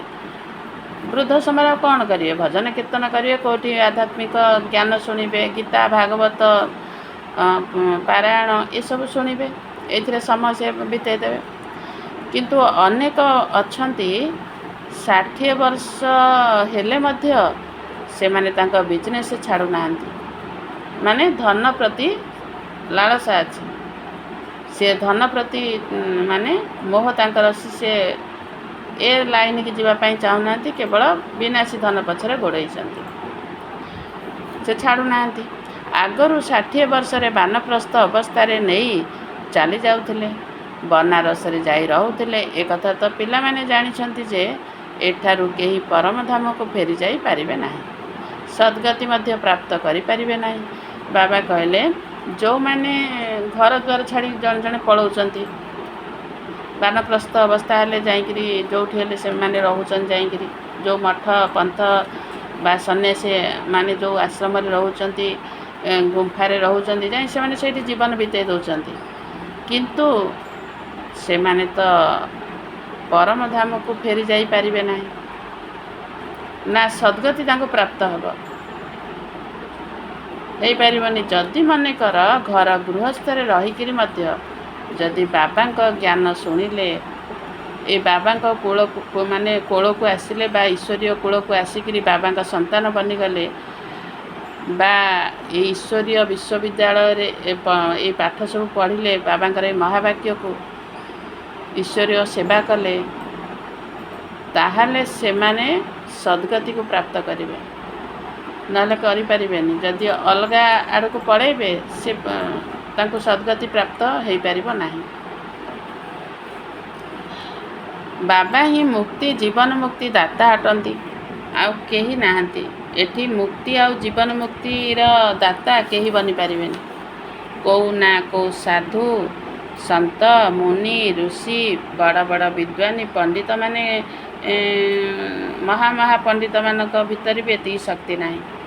କେଉଁମାନେ ମୁକ୍ତି ଆଉ ଜୀବନ ମୁକ୍ତି ପ୍ରଦାନ କରିପାରିବେନି କେଉଁ ଆତ୍ମାକୁ, କେବଳ ସ୍ୱୟଂ ଭଗବାନ ହିଁ ତାଙ୍କ ପାଖରେ ଏତିକି ଶକ୍ତି ଅଛି ଯେ ସିଏ ସବୁ ଆତ୍ମାକୁ ମୁକ୍ତି ଜୀବନ ମୁକ୍ତି ପ୍ରଦାନ କରିପାରିବେ। ସିଏ ହେଉଛନ୍ତି ଦାତା, ସମସ୍ତଙ୍କର ଦାତା ସିଏ। ତଥାପି ମଧ୍ୟ ସମସ୍ତେ ଜୀବନ ମୁକ୍ତି ପଦ ପାଇପାରନ୍ତି ନାହିଁ। କେହି ତ ମୁକ୍ତିକୁ ମଧ୍ୟ ଚାଲିଯାଆନ୍ତି। ତେଣୁ ଖାଲି ସେମାନେ ନିଜର ଘରକୁ ଯିବେ, ଶାନ୍ତିଧାମ ଯିବେ, କିନ୍ତୁ ସୁଖଧାମକୁ ଯାଇପାରିବେନି। ସୁଖଧାମ ହେଉଛି କ'ଣ ନା ଜୀବନ ମୁକ୍ତି। ଖାଲି ସେମାନେ ମୁକ୍ତି ପାଇବେ, ଆଉ ଜୀବନ ମୁକ୍ତି ପାଇପାରିବେନି। ଯେଉଁମାନେ ପୁରୁଷାର୍ଥ ଠିକ୍ ଭାବରେ କରୁଥିବେ, ଈଶ୍ୱରୀୟ ସେବା କରୁଥିବେ, ଏଇ 4ଟା ସବଜେକ୍ଟରେ ଭଲ ମାର୍କ ରଖୁଥିବେ, ଜ୍ଞାନ ଯୋଗ ଧାରଣା ସେବା, ତାହେଲେ ସେଇମାନେ ଜୀବନ ମୁକ୍ତି ପଦକୁ ପ୍ରାପ୍ତ କରିବେ। ଏବେ ତ ଆଦି ସନାତନ ଦେବୀ ଦେବତା ଧର୍ମର ସ୍ଥାପନା ହେଉଛି, ତେବେ ଯିଏ ଯେତେ ପୁରୁଷାର୍ଥ କରିପାରିବ। ବାବା କହିଲେ ଏବେ ବାବା ଆସିଛନ୍ତି, ଏ ଧରା ପୃଷ୍ଠରେ ଅବତରଣ ନେଇଛନ୍ତି। ଏବେ ବାବା ଏଇ ଯେଉଁ ଆଦି ସନାତନ ଦେବୀ ଦେବତା ଧର୍ମର ସ୍ଥାପନା କରୁଛନ୍ତି। এই ମନୁଷ୍ୟ ସୃଷ୍ଟି ରୂପୀ ଓଲଟା ବୃକ୍ଷର ମୂଳକୁ ମଜବୁତ କରୁଛନ୍ତି। ତେଣୁ ଯିଏ ଯେତେ ପୁରୁଷାର୍ଥ କରିବ, ସିଏ ଏଇ ମୂଳଦୁଆ ଯେଉଁ ସ୍ଥାପନା ହେଉଛି, ସେଇ ନୂଆ ଦୁନିଆକୁ ସେ ଆସିବ, ସେଇଠି ସେ ସ୍ଥାପନା ହେବ, ତାକୁ ବାବା ସ୍ଥାପନା କରିବେ। ତେଣୁ ସେ ସେଇ ନୂଆ ଦୁନିଆରେ ରହିବ, ରାଜତ୍ୱ କରିବ। ସେ ଦେବୀ ଦେବତା ଧର୍ମକୁ ପଳେଇ ଆସିବ ନା। ଏଥିରେ ମଧ୍ୟ କୁମାରୀମାନଙ୍କ ପାଇଁ ଭଲ ସୁଯୋଗ ରହିଛି। ଯେଉଁମାନେ ପାରଲୌକିକ ପିତାଙ୍କର ଉତ୍ତରାଧିକାରୀ ହୋଇଯାଇଥାନ୍ତି ବାସ୍ତବରେ ସବୁ ସନ୍ତାନ ବାବାଙ୍କ ଠାରୁ ବର୍ଷା ନେବାର ହକଦାର ଅଟନ୍ତି। ଲୌକିକ ଦୁନିଆରେ ତ ଝିଅମାନଙ୍କୁ ସମ୍ପତ୍ତି ମିଳିନଥାଏ, ପୁଅମାନଙ୍କ ଭିତରେ ସମ୍ପତ୍ତିରେ ଲାଳସା ଥାଏ। ଯଦିଓ କେହି କେହି ଅଛନ୍ତି ଯେଉଁମାନେ ଭାବିଥାନ୍ତି ବାବାଙ୍କ ଠାରୁ ସମ୍ପତ୍ତି ତ ମିଳିବ, କିନ୍ତୁ ଲୌକିକ ସମ୍ପତ୍ତି ମଧ୍ୟ ନେବାର ଅଛି, ତାଙ୍କୁ କାହିଁକି ଛାଡ଼ିବେ? ତେଣୁ ଦୁଇଟି ଯାକ ପାଠ ପଢ଼ିଥାନ୍ତି। ଏହିଭଳି ଭିନ୍ନ ଭିନ୍ନ ପ୍ରକାରର ପିଲା ଅଛନ୍ତି। ତେବେ ଏ କଥା ତ ତୁମେ ଜାଣୁଛ ଯେ ଯିଏ ଭଲ ପାଠ ପଢ଼ିଥାନ୍ତି ସେମାନେ ଉଚ୍ଚ ପଦ ପାଇଥାନ୍ତି। ଲୌକିକରେ ଯେମିତି ଅଛି ଭଲ ପାଠ ପଢ଼ିଲେ ଉଚ୍ଚ ପଦ ପାଇବେ, ସେମିତି ଏଠି ବି ମଧ୍ୟ ଆମେ ଯଦି ଭଲ ପାଠ ପଢ଼ିବା ଆମେ ସେମିତି ବି ଯେଉଁ ନୂଆ ଦୁନିଆ ସ୍ଥାପନା ହେବ, ଯେଉଁ ବାବା ଆସିକିରି ଆଦି ସନାତନ ଦେବୀ ଦେବତା ଧର୍ମର ସ୍ଥାପନା କରୁଛନ୍ତି ନୂଆ ଦୁନିଆ, ସେ ନୂଆ ଦୁନିଆରେ ସତ୍ୟ ଯୁଗରେ ଆମେ ଉଚ୍ଚପଦ ପାଇବା। ପ୍ରଜାରେ ମଧ୍ୟ ବହୁତ ସାହୁକାର ହୋଇଯାଇଥାନ୍ତି। ସେଣ୍ଟରରେ ରହିବା ବାଲାଙ୍କୁ ତ ଭିତରେ ହିଁ ରହିବାକୁ ପଡ଼ିଥାଏ, ଅର୍ଥାତ୍ ରାଜ ପରିବାରରେ ଆସିଥାନ୍ତି କିନ୍ତୁ ଦାସ ଦାସୀ ହୋଇଯାଆନ୍ତି। ପୁଣି ସେମାନଙ୍କୁ ତ୍ରେତୟା ଯୁଗ ଶେଷରେ 3, 4 ବା 5 ଜନ୍ମ ପାଇଁ ରାଜପଦ ମିଳିଥାଏ। ଏମାନଙ୍କ ଠାରୁ ତ ସେହି ସାହୁକାର ପଦ ଭଲ, ଯାହାଙ୍କର ସାହୁକାରୀ ସତ୍ୟଯୁଗରୁ ଆରମ୍ଭ କରି ଶେଷ ପର୍ଯ୍ୟନ୍ତ କାୟମ ରହିଥାଏ। ତେଣୁ ଗୃହସ୍ଥ ବ୍ୟବହାରରେ ରହି ସାହୁକାରୀ ପଦ କାହିଁକି ନ ନେବ? ବାବା କହିଲେ ଏଠି ଯେଉଁ ସେଣ୍ଟରରେ ସବୁ ରହୁଛନ୍ତି, ବାବା କହିଲେ ତାଙ୍କ ଅପେକ୍ଷା ଯଦି ତୁମେ ଗୃହସ୍ଥ ବ୍ୟବହାରରେ ରହିକିରି ତୁମେ ଯଦି ପୁରୁଷାର୍ଥ କରିବ, ତାହେଲେ ସେଇ ସାହୁକାର ପଦ ହିଁ ବହୁତ ଭଲ। ଏଠି ତ ବାବା କହିଲେ ତୁମେ ତ୍ରେତୟା ଯୁଗର ଯେଉଁ ଲାଷ୍ଟକୁ ଆସିବ, ଶେଷରେ 3, 4 ବା 5 ଜନ୍ମ ପାଇଁ ରାଜପଦ ତୁମକୁ ମିଳିବ। କିନ୍ତୁ ଯିଏ ଗୃହସ୍ଥ ବ୍ୟବହାରରେ ରହିକିରି ଯିଏ ସଚ୍ଚା ପୁରୁଷାର୍ଥୀ ବନିଯିବ, ଆଶୀର୍ବାଦର ଯୋଗ୍ୟ ବନିଯାଇଥିବ, ସିଏ ହିଁ ଏଇ ଆଶ୍ରମରେ ରହୁଥିବା ନିମିତ୍ତ ଭାଇ ଭଉଣୀଙ୍କ ଅପେକ୍ଷା ତାକୁ ଉଚ୍ଚପଦ ମିଳିବ। ତେଣୁ ଗୃହସ୍ଥ ବ୍ୟବହାରରେ ବାବା କହୁଛନ୍ତି ଯେ ଗୃହସ୍ଥ ବ୍ୟବହାରରେ ରହିକିରି ପୁରୁଷାର୍ଥ କଲା ସିଏ ହିଁ ଉଚ୍ଚପଦ ପାଇବ। ଏମିତି ନୁହେଁ ଯେ ମୁଁ ଘର ଦ୍ୱାର ଛାଡ଼ିକିରି ପଳେଇବି, ଆଶ୍ରମରେ ଯାଇକି ରହିବି, ଆଉ କେଉଁଠି ଯାଇକି ରହିବି, ନା। ବାବା କହୁଛନ୍ତି ଗୃହସ୍ଥ ବ୍ୟବହାରରେ ରହିକିରି ଯିଏ ପୁରୁଷାର୍ଥ କଲା, ଯିଏ ପବିତ୍ର ବ୍ରତକୁ ପାଳନ କଲା, ଯିଏ 4ଟା ସବଜେକ୍ଟରେ ପାସ୍ ମାର୍କ ରଖିଲା, 90% ରଖିଲା ବା 90% ବା ଯିଏ ସମସ୍ତଙ୍କର ଆଶୀର୍ବାଦର ପାତ୍ର ହେଇଗଲା, ସିଏ ହିଁ ଉଚ୍ଚପଦ ପାଇବ ସେଣ୍ଟର ମାନଙ୍କରେ ଥିବା ନିମିତ୍ତ ଭାଇ ଭଉଣୀଙ୍କ ଠାରୁ। ତେଣୁ ବାବା କହିଲେ ପ୍ରଜାରେ ମଧ୍ୟ ବହୁତ ସାହୁକାର ହୋଇଯାଇଥାନ୍ତି। ସେଣ୍ଟରରେ ରହିବା ବାଲାଙ୍କୁ ତ ଭିତରେ ହିଁ ରହିବାକୁ ପଡ଼ିଥାଏ, ଅର୍ଥାତ୍ ରାଜ ପରିବାରରେ ଆସିଥାନ୍ତି କିନ୍ତୁ ଦାସ ଦାସୀ ହୋଇଯାଆନ୍ତି। ପୁଣି ସେମାନଙ୍କୁ ତ୍ରେତୟା ଯୁଗ ଶେଷରେ 3, 4 ବା 5 ଜନ୍ମ ପାଇଁ ରାଜପଦ ମିଳିଥାଏ। ଏମାନଙ୍କ ଠାରୁ ତ ସେହି ସାହୁକାର ପଦ ଭଲ, ଯାହାଙ୍କର ସାହୁକାରୀ ସତ୍ୟଯୁଗରୁ ଆରମ୍ଭ କରି ଶେଷ ପର୍ଯ୍ୟନ୍ତ କାମ ରହିଥାଏ। ତେଣୁ ଗୃହସ୍ଥ ବ୍ୟବହାର ରହି ସାହୁକାର ପଦ କାହିଁକି ନ ନେବ? ତେବେ ରାଜପଦ ପାଇବା ପାଇଁ ଚେଷ୍ଟା କରିଥାନ୍ତି, କିନ୍ତୁ ଯଦି ଖସି ପଡ଼ୁଛନ୍ତି ତେବେ ପ୍ରଜାରେ ମଧ୍ୟ ଭଲ ପଦ ପାଇବାର ପୁରୁଷାର୍ଥ କରିବା ଉଚିତ। ବାବା କହିଲେ ଯଦି ତୁମେ ଘର ଗୃହସ୍ଥରେ ଥାଇକିରି ତୁମେ ଖସି ପଡ଼ୁଛ, ଉଠୁଛ ଫେର ଖସି ପଡ଼ୁଛ, ଯେମିତି ଯେଉଁ ଉତ୍ଥାନ ଆଉ ପତନ, ଯଦି ଉଠିବା ପରେ ତୁମେ ଖସି ପଡ଼ୁଛ, ବାବା କହିଲେ ତେଣୁ ଚେଷ୍ଟା କର ଭଲ ପଦ ପାଇବା ପାଇଁ, ପୁରୁଷାର୍ଥ କର। ପଡ଼ିଗଲେ ବି ମଧ୍ୟ ତୁମେ ପୁରୁଷାର୍ଥ କର। ଯେମିତି ଗୋଟେ ଛୋଟ ପିଲାଟେ ସେ ଯେତେବେଳେ ଧୀରେ ଧୀରେ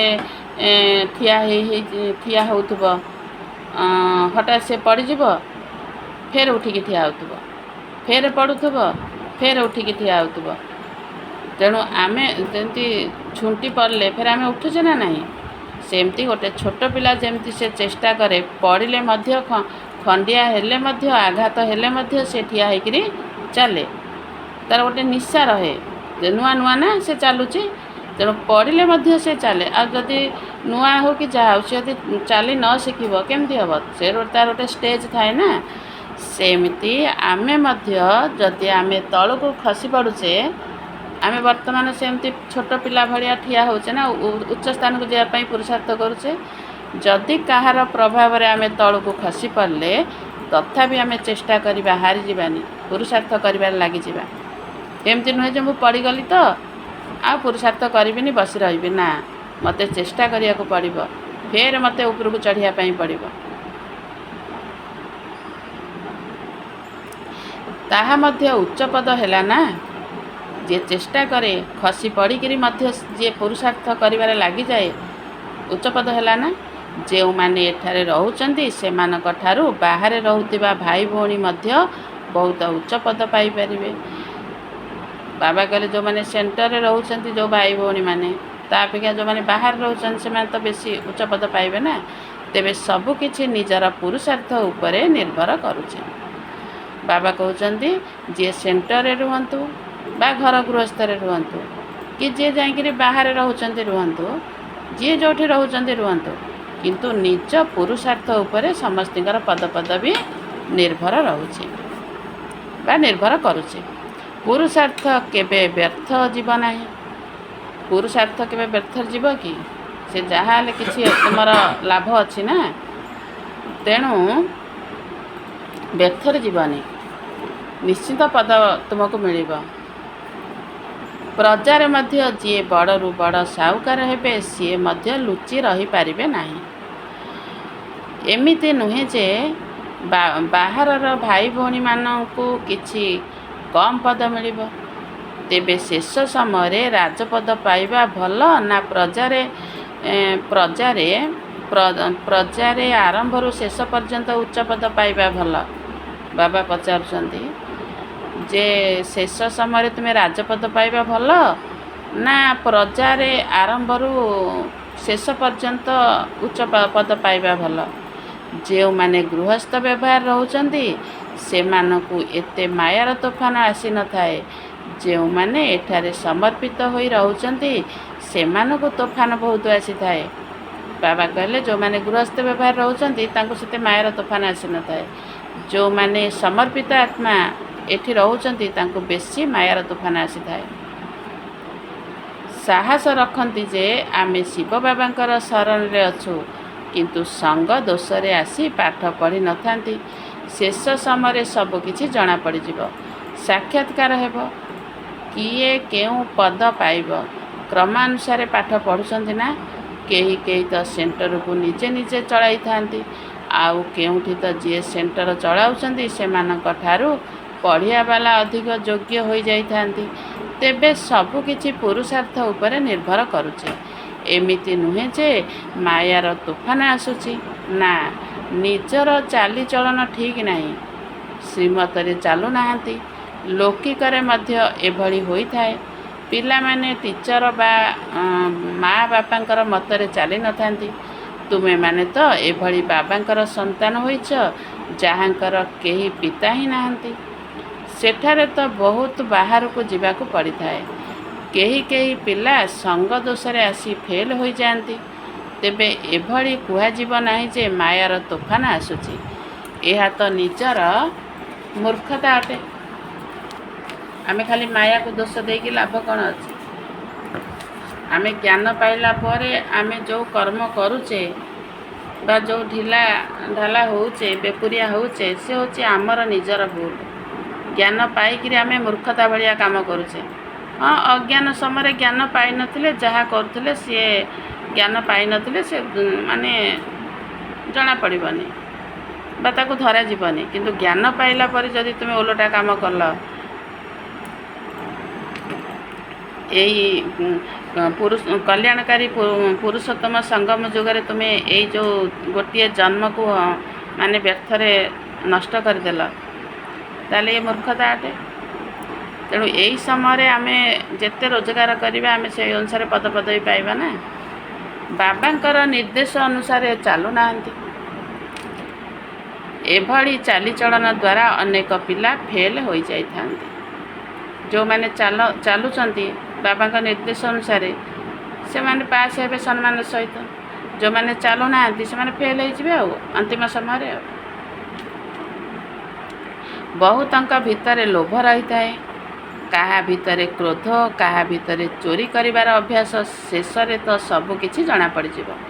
ବାବା କହିଲେ କାହା ଭିତରେ ଲୋଭ ରହୁଛି, ତ ମନେକର କାହା ଭିତରେ କ୍ରୋଧ ରହୁଛି, କାହା ଭିତରେ ଚୋରି କରିବାର ଅଭ୍ୟାସ ଅଛି, ତେଣୁ ଶେଷ ସମୟରେ ସବୁ ଧରା ପଡ଼ିଯିବ। କାହା ଭିତରେ ଲୋଭ ରହୁଛି, କାହା ଭିତରେ କ୍ରୋଧ ଅଛି, କାହା ଭିତରେ ଯେଉଁ କାମ ବିକାର ଅଛି, କାହା ଭିତରେ ଅହଙ୍କାର ଅଛି, କାହା ଭିତରେ ମୋହ ଅଛି, କାହା ଭିତରେ ଇର୍ଷା ଅଛି, କାହା ଭିତରେ ଘୃଣା ଅଛି, ଏସବୁ ବା କାହା ଭିତରେ ଚୋରି କରିବାର ଅଭ୍ୟାସ ଛାଡ଼ିନି, ଏସବୁ ଶେଷ ସମୟରେ ସବୁ ଜଣାପଡ଼ିଯିବ। ଅନ୍ତମତି ସ୍ୱଗତି। ତେଣୁ ସେହି ସମୟରେ ଜଣାପଡ଼ିଯିବ ତାଙ୍କର ବୁଦ୍ଧିରେ କ'ଣ ସବୁ ଚାଲୁଛି। ଅନ୍ତିମ ସମୟରେ ଏ ବିଷୟରେ ଚାଲୁଛି ନା ବାବାଙ୍କ ବିଷୟରେ ବୁଦ୍ଧିରେ ବାବାଙ୍କ ଜ୍ଞାନ ସବୁ ଚିନ୍ତନ ମନ୍ଥନ ଚାଲୁଛି, ନା ଏସବୁ ଚାଲୁଛି, ସେତେବେଳକୁ ଜଣାପଡ଼ିଯିବ। ସେଇ ଅନୁସାରେ ପାସ୍ କି ଫେଲ୍ ଆଉ। ତେଣୁ ଆମେ ଯେତେ ବାବାଙ୍କର ଜ୍ଞାନକୁ ଚିନ୍ତନ ମନ୍ଥନ ଆମେ କରୁଥିବା ବାରମ୍ବାର, ତାହେଲେ ଏଇସବୁ ବୁଦ୍ଧିରେ ଏଇସବୁ ଆବର୍ଜନା ରହିବନି, ଖାଲି ଜ୍ଞାନ ହିଁ ରହିବ। ତୁମେ ଶୋଇଥିବ, ମନକୁ ମାନେ ପଏଣ୍ଟ ସବୁ ଆସିଯିବ। ତେଣୁ ସେମିତି ମୋର ବି ଅଧିକାଂଶ ସେମିତି ହେଉଛି। ମୁଁ ଯଦି ଶୋଇଥିବି, ଅଧିକାଂଶ ପଏଣ୍ଟ, ଜ୍ଞାନର ପଏଣ୍ଟ ଆସିଯିବ ମନକୁ ମନ। ମୁଁ ସାଙ୍ଗେ ସାଙ୍ଗେ ଲେଖିଦିଏ ଖାତାରେ, ଅଧିକାଂଶ ଜ୍ଞାନର ପଏଣ୍ଟ ଗୁଡ଼ା ଆସିଯିବ। କୁଆଡ଼ୁ ଜ୍ଞାନର ପଏଣ୍ଟ ମାନେ ଭିତରେ ମୋର ଆସିଯିବ, ତା କିଛି ଠିକ୍ ନାହିଁ। ହଠାତ୍ ମନେ ପଡ଼ିବ ତ ଲେଖିଦେବି, ଯଦି ମନେ ନ ପଡ଼ିଲା ନାହିଁ। କିନ୍ତୁ ନିଶ୍ଚିନ୍ତ ଶୋଇଲା ସମୟରେ ଯାହା ହେଲେ ଜ୍ଞାନ ଗୁଡ଼େ ପଏଣ୍ଟ ନିଶ୍ଚିନ୍ତ ଚିନ୍ତନ ମନ୍ଥନ ଯେମିତି ହେଲା ଭଳିଆ ଆସିଯିବ। ତେଣୁ ସେଥିପାଇଁ ବାବା କହୁଛନ୍ତି ଏସବୁ ଜିନିଷକୁ ତୁରନ୍ତ ଧ୍ୟାନ ଦିଅ। ଯେମିତି ଖାଲି ଜ୍ଞାନ ଚିନ୍ତନ ମନ୍ଥନ କରି ଖାଲି ବୁଦ୍ଧିରୂପୀ ଝୋଲାରେ ଜ୍ଞାନକୁ ଭର୍ତ୍ତି କର, ତାହେଲେ ଅନ୍ତିମ ସମୟରେ ସମ୍ମାନ ସହିତ ପାସ୍ କରିବ, ନହେଲେ ଫେଲ୍ ହେଇଯିବ। ଅମୁକ ନିଜର ଏହିଭଳି ଚଳଣି ପାଇଁ ଛାଡ଼ି ଚାଲିଗଲେ, ତେବେ ବୁଝିବାକୁ ହୁଏ ଯେ ସେମାନେ ଶୂଦ୍ର କୂଳର ହୋଇଗଲେ। ବାବା କହିଲେ ଯେଉଁମାନେ ଜ୍ଞାନ ମାର୍ଗରେ ଆସିକିରି ମଧ୍ୟ ସେମାନେ ଛାଡ଼ିକିରି ପଳାଉଛନ୍ତି, ତାହେଲେ ଭାବିବ ଯେ ସେ ଶୂଦ୍ର କୂଳର ଆତ୍ମା, ସେ ଏଠି ରହିପାରିଲାନି, ତେଣୁ ଆସିଲା, ସେ ଚାଲିଗଲା। ତାକୁ ବ୍ରାହ୍ମଣ କୁହାଯିବ ନାହିଁ, ତାକୁ ଶୂଦ୍ର କୁହାଯିବ। ସେମାନେ ପୁଣି ଯାଇ ଶୂଦ୍ର ହୋଇଗଲେ, ପାଠପଢ଼ା ଛାଡ଼ିଦେଲେ। ଯଦି ଟିକିଏ ବି ଜ୍ଞାନ ଶୁଣିଥିବେ, ତେବେ ପ୍ରଜାରେ ତ ଆସିଯିବେ। ଏହା ବହୁତ ବଡ଼ ବୃକ୍ଷ ବା ପରିବାର ଅଟେ। ବାବା କହିଲେ ଯଦି ଟିକିଏ ବି ଜ୍ଞାନ ଶୁଣିଥିବେ, ସେମାନେ ପ୍ରଜାରେ ଆସିବେ। ସେମିତି ଫେର ତ ପ୍ରଜାରେ ପ୍ରଜା ଅଛନ୍ତି ନା, ମାନେ ନିଚ ପଦ ପାଇବେ ଆଉ। ମାନେ ଯେଉଁଟା କ୍ଷଣିକ ସୁଖ, ଯେମିତି କହନ୍ତି କ୍ଷଣିକ ସୁଖ, ଅଳ୍ପ ସୁଖ କିଛି ପାଇବେ ଆଉ। କେଉଁଠୁ ବାହାରି ଆସିବେ, କାରଣ ଇଏ ବଡ଼ ବୃକ୍ଷ ନା। ତେଣୁ ସବୁ ଯେଉଁ ଧର୍ମକୁ ସବୁ ପଳେଇଛନ୍ତି, ଏଇ ଧର୍ମବାଲା ନିଶ୍ଚିନ୍ତ ଆସିବେ, ବାହାରିକିରି ପଳେଇ ଆସିବେ, ଯେଉଁ କୋଣ ଅନୁକୋଣରେ ଥାଆନ୍ତୁ। ଦେବୀ ଦେବତା ଧର୍ମର ଯେଉଁ ଆତ୍ମାମାନେ ଅନ୍ୟ ଧର୍ମକୁ ଚାଲି ଯାଇଛନ୍ତି, ସେମାନେ ମଧ୍ୟ ବାହାରି ଆସିବେ, ଅର୍ଥାତ୍ ବ୍ରାହ୍ମଣ ହେବେ। ସେମାନେ ନିଶ୍ଚିନ୍ତ ଲାଷ୍ଟ ସମୟରେ ପଳେଇ ଆସିବେ। ଯେତେବେଳେ ବହୁତ ଆସିବେ, ସେତେବେଳେ ସମସ୍ତେ ଆଶ୍ଚର୍ଯ୍ୟ ହେବେ। ଅନ୍ୟ ଧର୍ମାବଲମ୍ବୀମାନେ ମୁକ୍ତିର ବର୍ଷା ତ ନେଇପାରିବେ ନା, ଏଠାକୁ ତ କେହି ବି ଆସିପାରିବେ। ବାବା କହିଲେ ଅନ୍ୟ ଧର୍ମାବଲମ୍ବୀମାନେ ମୁକ୍ତିର ବର୍ଷା ନେଇପାରିବେ, କିନ୍ତୁ ଜୀବନ ମୁକ୍ତି ନାହିଁ।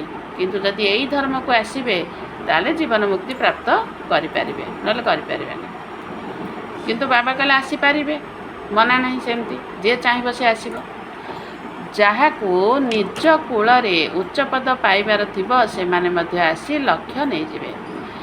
ବାବା ତ ତୁମକୁ ସାକ୍ଷାତକାର କରାଇଥିଲେ ଯେ ସେମାନେ ମଧ୍ୟ ଆସି ଲକ୍ଷ୍ୟ ନେଇଯାଉଛନ୍ତି। ଅନ୍ୟ ଧର୍ମର ଆତ୍ମାମାନେ ବି ଆସିବେ, ତାଙ୍କର ଯାହା ଲକ୍ଷ୍ୟ से ही तांकर से नहीं जाई परिबे। बाबा कहले एमिति नुहे जे केवल एहिठारे रहिले ही लक्ष्य रही पारिबे।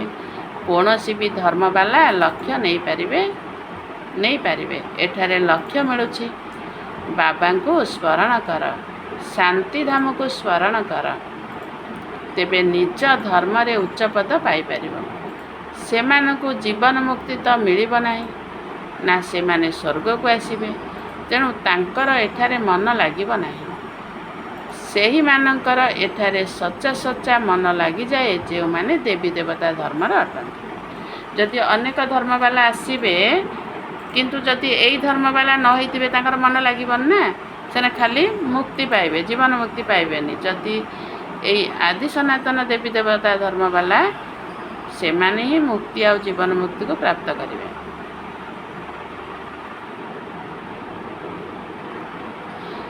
सेमानकर मन लागिबन ना, आसबे बसबे किंतु मन लागिबनी। सेही मानकर एठारे सच्चा सच्चा मन लगी जाए जो माने देवी देवता धर्मर अटंती।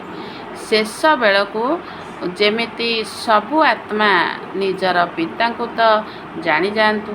बहुत सेंटर मानकर एभली मध्य अछंती जो मानकर पाठपढ़ा प्रति ध्यान नाही। तेबे बुझिबाकु हेबो जे सेमाने उच्च पद पाई परिबे नाही। जदि निश्चय थिब तेबे एक कथा कहि परिबे नाही जे मोते फुर्सत नाही, किंतु भाग्य रे नाही। तेणु कहउचंती फुर्सत नाही, काम अछि।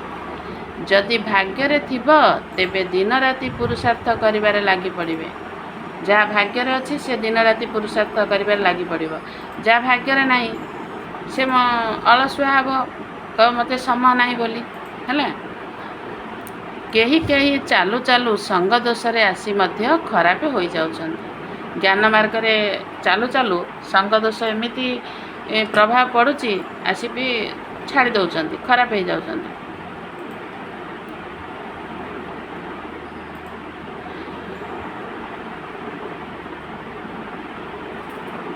तांकु ग्रह दोष मध्य कुहाजिबो, ताकु ग्रह दोष मध्य कुहाजिबो। बृहस्पतिंकर दशा बदली जाए मंगल दशा हो जाए।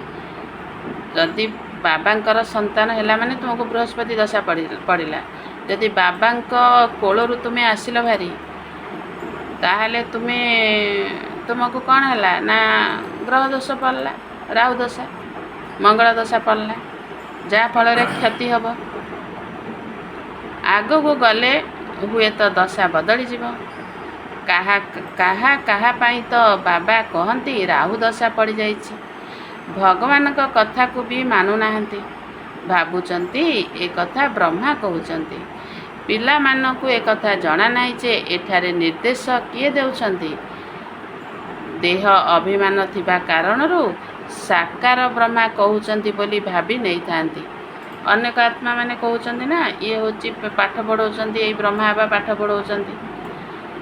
तेणु से माने बुझी पारु नाहंती जे स्वयं भगवान जे निराकार, जे आत्मा मानकर पिता, सी आसी इनका भ्रुकुटी सिंहासन विराजमान करी इनका मुख द्वारा ही यही महावाक्य को ही सब आत्मा मान को शुणाउचंती, बुझुनाहांती।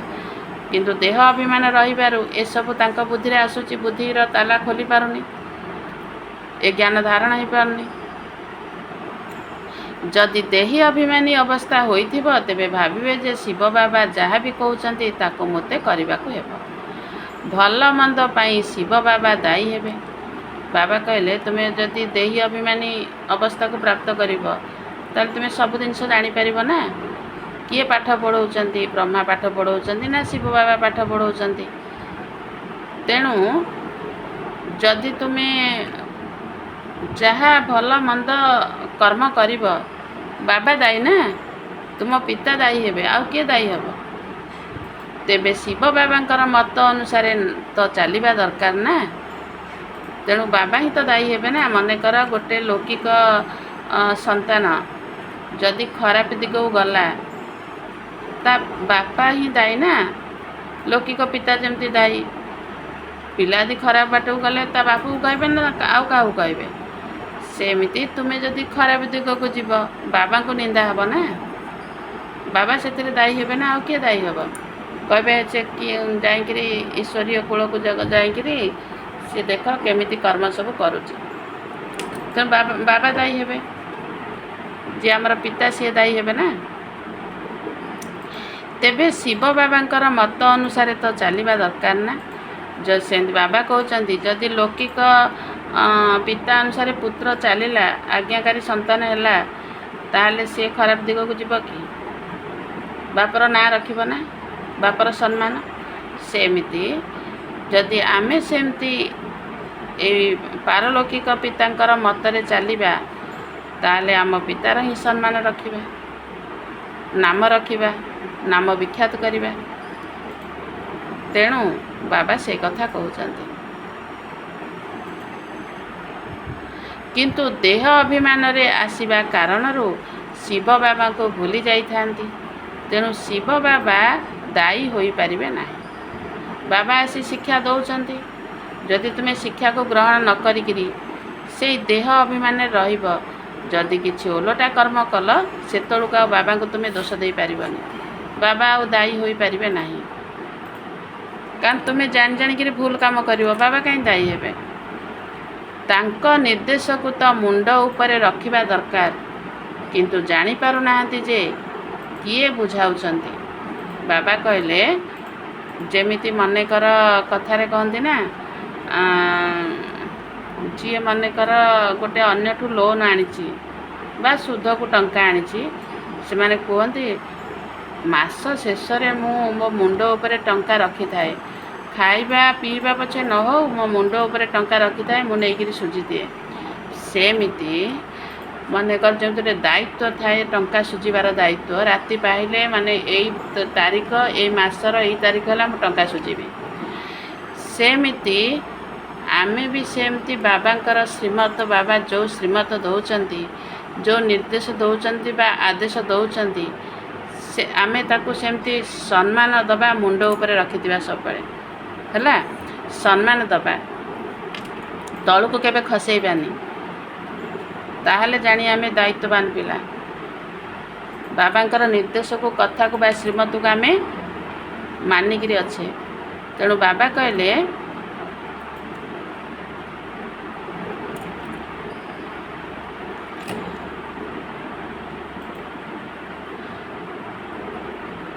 ତେବେ ବାବା ତ ଆଉ କିଛି ଆଦେଶ ଦେଉନାହାନ୍ତି, କେବଳ କହୁଛନ୍ତି ମୁଁ ତୁମକୁ ଶ୍ରୀମତ ଦେଉଛି, ପ୍ରଥମେ ତ ମୋତେ ମନେ ପକାଅ ଏବଂ ମୁଁ ଯେଉଁ ଜ୍ଞାନ ଶୁଣାଉଛି ତାକୁ ଧାରଣ କର ଏବଂ କରାଅ। ବାବା କହୁଛନ୍ତି ଆଉ ତ କିଛି ମୁଁ ତୁମକୁ କହୁନି ନା, କେବଳ ମୋ ଜ୍ଞାନକୁ ତୁମେ ବା ମୋ ଶ୍ରୀମତକୁ ମାନ, ମୋ ଶ୍ରୀମତ ଅନୁସାରେ ଚାଲ। ଆଉ ମୁଁ ଯେଉଁ ଜ୍ଞାନ ପଢ଼ଉଛି ବା ଶିକ୍ଷା ଦେଉଛି, ସେ ଶିକ୍ଷାକୁ ଗ୍ରହଣ କରିକିରି ନିଜେ ପରିବର୍ତ୍ତନ ହେବା ସହିତ ଅନ୍ୟମାନଙ୍କୁ ଜ୍ଞାନ ପ୍ରଦାନ କରି ପରିବର୍ତ୍ତନ କର। ବାସ୍ ଏଇ ଧନ୍ଦା କର, ତୁମକୁ ଆଉ କିଛି ପରିଶ୍ରମ କାମ କରିବା ପାଇଁ କହୁନି। ରାଜାମାନଙ୍କ ପାଖରେ ଯେଉଁମାନେ ଥାଆନ୍ତି ସେମାନେ ଏଇଭଳି କହିଥାନ୍ତି, ଯେଉଁ ହୁକୁମ ଅର୍ଥାତ ଯାହା ଆଦେଶ। ଯେଉଁମାନେ ରାଜାମାନଙ୍କ ପାଖରେ, ଯେଉଁମାନେ ପ୍ରଜାମାନେ ରହୁଛନ୍ତି, ତାଙ୍କ ସାଥିରେ ରାଜାମାନଙ୍କ ପାଖରେ ଯେଉଁମାନେ ରହୁଛନ୍ତି ସହଯୋଗୀ, ରାଜା ଯେଉଁ ଆଦେଶ ଦେବେ ବା ହୁକୁମ ଦେବେ, ସେଇ ସହଯୋଗୀମାନେ ମାନୁଛନ୍ତି ନା ମାନୁନାହାନ୍ତି? ସେଇଭଳି ବାବା ଆମକୁ ଯେଉଁ ଆଦେଶ ଦେଉଛନ୍ତି, ସେ ଆଦେଶକୁ ଆମେ ଅକ୍ଷର ଅକ୍ଷରେ ପାଳନ କରିବା ଦରକାର। ତେଣୁ ବାରମ୍ବାର କହିବା ଦରକାର ଯେଉଁ ହୁକୁମ ଶିବ ବାବା। ତେଣୁ ଶିବ ବାବା ଯେଉଁ ହୁକୁମ ଦେଉଛନ୍ତି, ସେ ହୁକୁମକୁ ଆମେ ମାନିବା। ତେବେ ତୁମକୁ ଖୁସି ମଧ୍ୟ ଲାଗିବ ଯଦି ଆମେ ଏଇଭଳି ଭାବନା ରଖିବା ଆଉ ଏଇଭଳି ଅନୁସାରେ ଆମେ ଚାଲିବା, ତାହେଲେ ଖୁସି ବହୁତ ଲାଗିବ। ଭାବିବ ଶିବ ବାବା ହୁକୁମ ଦେଉଛନ୍ତି, ମୋ ପିତା ମୋତେ ହୁକୁମ ଦେଉଛନ୍ତି, ଆଉ ତ କେହି ଅନ୍ୟ ଦେଉନାହାନ୍ତି ନା। ଶିବ ବାବାଙ୍କର ସ୍ମୃତିରେ ରହିବା ଦ୍ୱାରା ବୁଦ୍ଧିର ତାଲା ମଧ୍ୟ ଖୋଲିଯିବ। ଯଦି ବାବା ଯେଉଁ ଦେଉଛନ୍ତି, ହୁକୁମ ଦେଉଛନ୍ତି, ସେଇ ଯଦି ହୁକୁମ ସ୍ମୃତିରେ ହିଁ ରହିବ, ତୁମର ଏଇ ବୁଦ୍ଧିର ଯେଉଁ ତାଲା ସହଜରେ ଖୋଲି ହେଇଯିବ। ବୁଦ୍ଧିରେ ଯେଉଁ ଜ୍ଞାନ ଧାରଣ ହେଉନି, ଜ୍ଞାନ ଧାରଣ ହେବ, ପୁରା ଭରପୁର ହେବ। ଶିବ ବାବା କହୁଛନ୍ତି ତୁମର ଏଇ ଅଭ୍ୟାସ ହୋଇଯିବା ଦରକାର। କାରଣ ଏ ଅଭ୍ୟାସ ଯଦି ତୁମର ହେଇଯିବ ନା, ଅନ୍ତିମ ସମୟରେ ତୁମେ ସମ୍ମାନ ସହିତ ପାସ୍ କରିପାରିବ, ଯାହାଦ୍ୱାରା ବେଢ଼ା ପାରି ହୋଇଯିବ, ଅନ୍ତମତି ସ୍ୱଗତିକୁ ପ୍ରାପ୍ତ କରିବ, ତୁମର ଜୀବନ ନୌକାଟି ସହଜରେ ପାର ହୋଇଯିବ। କିନ୍ତୁ ଏହା ହିଁ କଷ୍ଟକର। ସବୁ କାର୍ଯ୍ୟରେ କଷ୍ଟ କରିବାକୁ ପଡ଼ିବ। ବିନା କଷ୍ଟରେ କିଏ ଉଚ୍ଚପଦ ପାଇଲାଣି? ତେଣୁ ତୁମକୁ ହିଁ କଷ୍ଟ କରିବାକୁ ପଡ଼ିବ, କାରଣ ବାରମ୍ବାର ଭୁଲି ଯାଇଥାନ୍ତି। ଯେମିତି ଲୌକିକରେ କହନ୍ତି, କଷ୍ଟ କଲେ କୃଷ୍ଣଙ୍କୁ ଦର୍ଶନ କରିବ। ଯେମିତି ଲୌକିକରେ କହନ୍ତି ଭକ୍ତି ମାର୍ଗରେ, ସେମିତି ଏଠି ଯଦି ଜ୍ଞାନ ମାର୍ଗରେ କ'ଣ ନା, ଯଦି କଷ୍ଟ କରିବ ତାହେଲେ କୃଷ୍ଣ ସଦୃଶ୍ୟ ବନିବ। ବିଷ୍ଣୁପୁରୀରେ କୃଷ୍ଣ ସଦୃଶ୍ୟ ବନିବ। ଭକ୍ତି ମାର୍ଗ କଥା ଅଲଗା ଆଉ ଜ୍ଞାନ ମାର୍ଗ କଥା ଅଲଗା। ତେଣୁ କଷ୍ଟ ନିହାତି କରିବାକୁ ପଡ଼ିବ। କଷ୍ଟ ନ କଲେ କେମିତି କୃଷ୍ଣ ସଦୃଶ୍ୟ ବନିବ ତୁମେ? କାରଣ ବାରମ୍ବାର ଭୁଲି ଯାଇଥାନ୍ତି। ଏଭଳି କହିବା ଉଚିତ ନୁହେଁ ଯେ ମାୟା ଭୁଲାଇ ଦେଉଛି, ଆମେ ଭୁଲି ଯାଉଛୁ, ସେଥିପାଇଁ ଓଲଟା କାମ ହୋଇଯାଉଛି। ବାବା କହିଲେ କେବେ ମାୟାକୁ ଭୁଲ ଦିଅନି, ନିଜ ଉପରେ ନିର୍ଭର କରୁଛି। ତେଣୁ ତୁମେ ହିଁ ଯେତେବେଳେ ଜ୍ଞାନ ପାଇଛ ନା, ଜ୍ଞାନ ପାଇନ କି ପାଇଛ, ତେଣୁ ଯଦି ଓଲଟା କାମ କରିବ, ସେ ମାୟାକୁ ଦୋଷ ଦେଇ ଲାଭ କ'ଣ? ଆମେ ଖାଲି ମାୟା ଉପରେ ନିର୍ଭର କରିଦେବା, ସବୁ ଜିନିଷଟା ଉଜାଡ଼ି ଦେବା ମାୟା ଉପରେ। ଆମେ ତ ସ୍ୱରାଜ୍ୟର ଅଧିକାରୀ ବନିବାନି। ଯଦି ମାୟା ଉପରେ ଆମେ ଭୁଲ ଦେଇକିରି କ'ଣ ଲାଭ ଅଛି? ସ୍ୱରାଜ୍ୟ ଉପରେ ଅଧିକାରୀ ବନିଯାଅ। ନିଜର କର୍ମେନ୍ଦ୍ରିୟମାନଙ୍କୁ ଆୟତ୍ତରେ ରଖ। ଆଉ ଯଦି କର୍ମେନ୍ଦ୍ରିୟମାନଙ୍କୁ ଆୟତ୍ତରେ ରଖିବ ବା ଏଇ କର୍ମେନ୍ଦ୍ରିୟମାନଙ୍କର ଅଧିକାରୀ ବନିଯିବ, ତାହେଲେ ଅଟୋମେଟିକ୍ ପାଞ୍ଚ ବିକାରକୁ ତୁମେ ଜିତି ପାରିବ ନା। ତେଣୁ ନିଜ ଉପରେ ତ ନିର୍ଭର କରୁଛି। ସେଠି ଆମେ କାହାକୁ ଏକୁ ତାକୁ ଭୁଲ ଦେଇକି ଲାଭ କିଛି ନାହିଁ। ଏଭଳି ବହୁତ କନ୍ୟାମାନେ ଅଛନ୍ତି ଯେଉଁମାନେ ଜ୍ଞାନ ତ ବହୁତ ଭଲ ଦେଉଛନ୍ତି, କିନ୍ତୁ ଯୋଗ ନାହିଁ, ଯାହାଦ୍ୱାରା ହିଁ ବିକ୍ରମ ବିନାଶ ହେବ। ବାବା କହିଲେ ଅନେକ କନ୍ୟାମାନେ ଅଛନ୍ତି ଭଲ ପଢ଼ଉଛନ୍ତି, ଶିକ୍ଷା ଭଲ ଦେଉଛନ୍ତି, କିନ୍ତୁ ଯୋଗ ନାହିଁ। ଯଦି ଯୋଗ ନଥିବ, ଯୋଗର ଶକ୍ତି ନଥିବ, ତାହେଲେ ତୁମ ଆତ୍ମାରେ ଯେଉଁ ଜନ୍ମ ଜନ୍ମାନ୍ତର ଯେଉଁ ଗଚ୍ଛିତ ପାପ ସବୁ ଅଛି, ବିକର୍ମ ଅଛି, ସେ ବିନାଶ ହେବ କେମିତି? ତେଣୁ ଯୋଗ ନିହାତି ଦରକାର। ଏଭଳି ବହୁତ ଭଲ ଭଲ ସନ୍ତାନ ଅଛନ୍ତି ଯାହାଙ୍କର ଯୋଗ ବିଲକୁଲ ନାହିଁ। ବାବା କହୁଛନ୍ତି ଭଲ ଭଲ ସନ୍ତାନ ଅଛନ୍ତି, ଜ୍ଞାନରେ ପୁରା ଭରପୁର, କିନ୍ତୁ ଯୋଗ ବିଲକୁଲ ନାହିଁ। ଚାଲିଚଳନରୁ ଜଣାପଡ଼ିଯାଏ ଯୋଗରେ ରହୁନାହାନ୍ତି। ପାପ ରହିଯିବା କାରଣରୁ ଭୋଗିବାକୁ ପଡ଼ୁଛି। କାରଣ ଭଲ ପିଲାମାନେ ଭୋଗୁଛନ୍ତି ନା, ଦେହ ପା ଖରାପ ହେଉଛି, ଏଇ ଶରୀରରେ ରୋଗ ବାଗରେ ମାନେ ପୀଡ଼ିତ ହେଉଛନ୍ତି, କଷ୍ଟ ପାଉଛନ୍ତି, କି ଅଲଗା ଯେକୌଣସି କାର୍ଯ୍ୟରେ ସେମାନେ ହାରି ଯାଉଛନ୍ତି। ଆଉ ଈଶ୍ୱରୀୟ ସେବା ଯଦି ବି କରୁଛନ୍ତି, ସେଥିରେ ବି ସଫଳତା ପାଇପାରୁନାହାନ୍ତି। ତେଣୁ ସେଥିପାଇଁ ଯୋଗର ଶକ୍ତି ନାହିଁ, ତେଣୁ କ୍ଷତି ହେଉଛି ନା ସେମାନଙ୍କର। ଏଥିରେ ମାୟାର ତୋଫାନର ତ କୌଣସି କଥା ନାହିଁ। ଭୁଲି ଯାଅ ଯେ ଏହା ମୋର ଭୁଲ, ମୁଁ ଶ୍ରୀମତରେ ଚାଲୁନାହିଁ। ବାବା କହିଲେ ଏଥି ମାୟାକୁ ବିଲକୁଲ ଦୋଷ ଦେବାର ନାହିଁ। ବାବା ଆଜି ଫାଇନାଲ କ'ଣ କହିଦେଲେ ନା, ବୁଝିଯାଅ ଯେ ଏହା ମୋର ଭୁଲ। କ'ଣ ପାଇଁ ନା, ମୁଁ ଶ୍ରୀମତରେ ଚାଲୁନାହିଁ। ଯଦି ଶ୍ରୀମତରେ ଚାଲିବ, ମାୟା କ'ଣ କରିବ? ମାୟା ପାଖକୁ ତୁମର ପ୍ରବେଶ କରିପାରିବନି।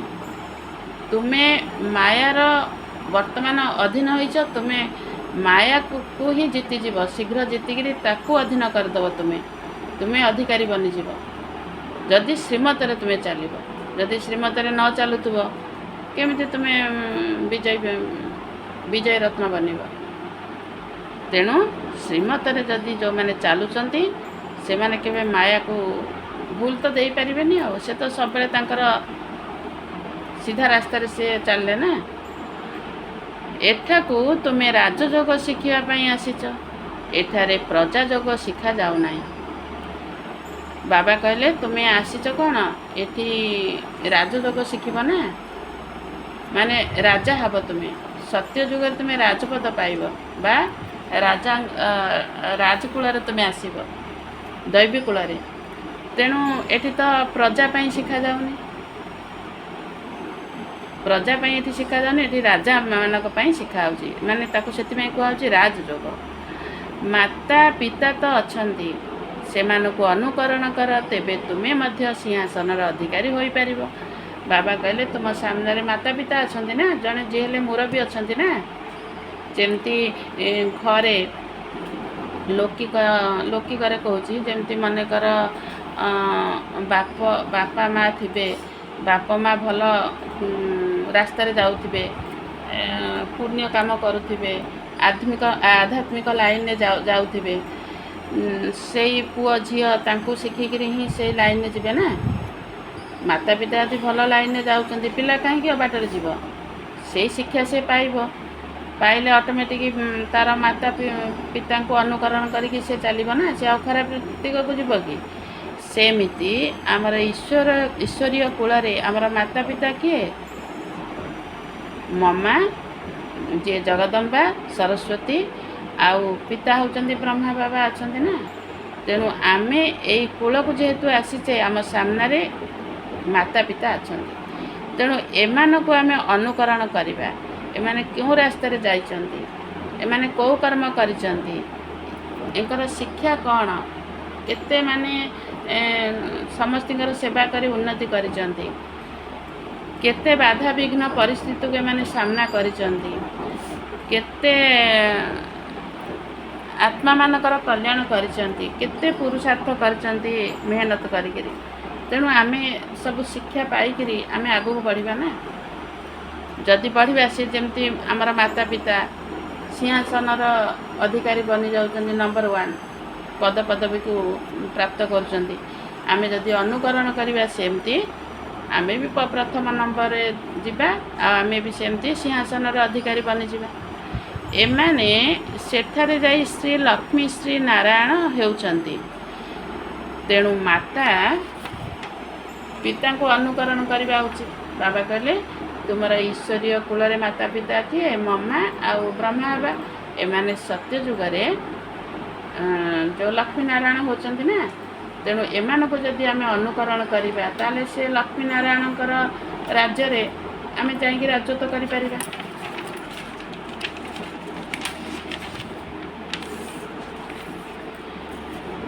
ଅନ୍ୟ ଧର୍ମବାଲା ମଦର ଫାଦରଙ୍କୁ ଅନୁକରଣ କରନ୍ତି ନାହିଁ, ସେମାନେ ତ ଫାଦରଙ୍କୁ ହିଁ ମାନିଥାନ୍ତି। ଏଠାରେ ତ 2 ଜଣ ଅଛନ୍ତି।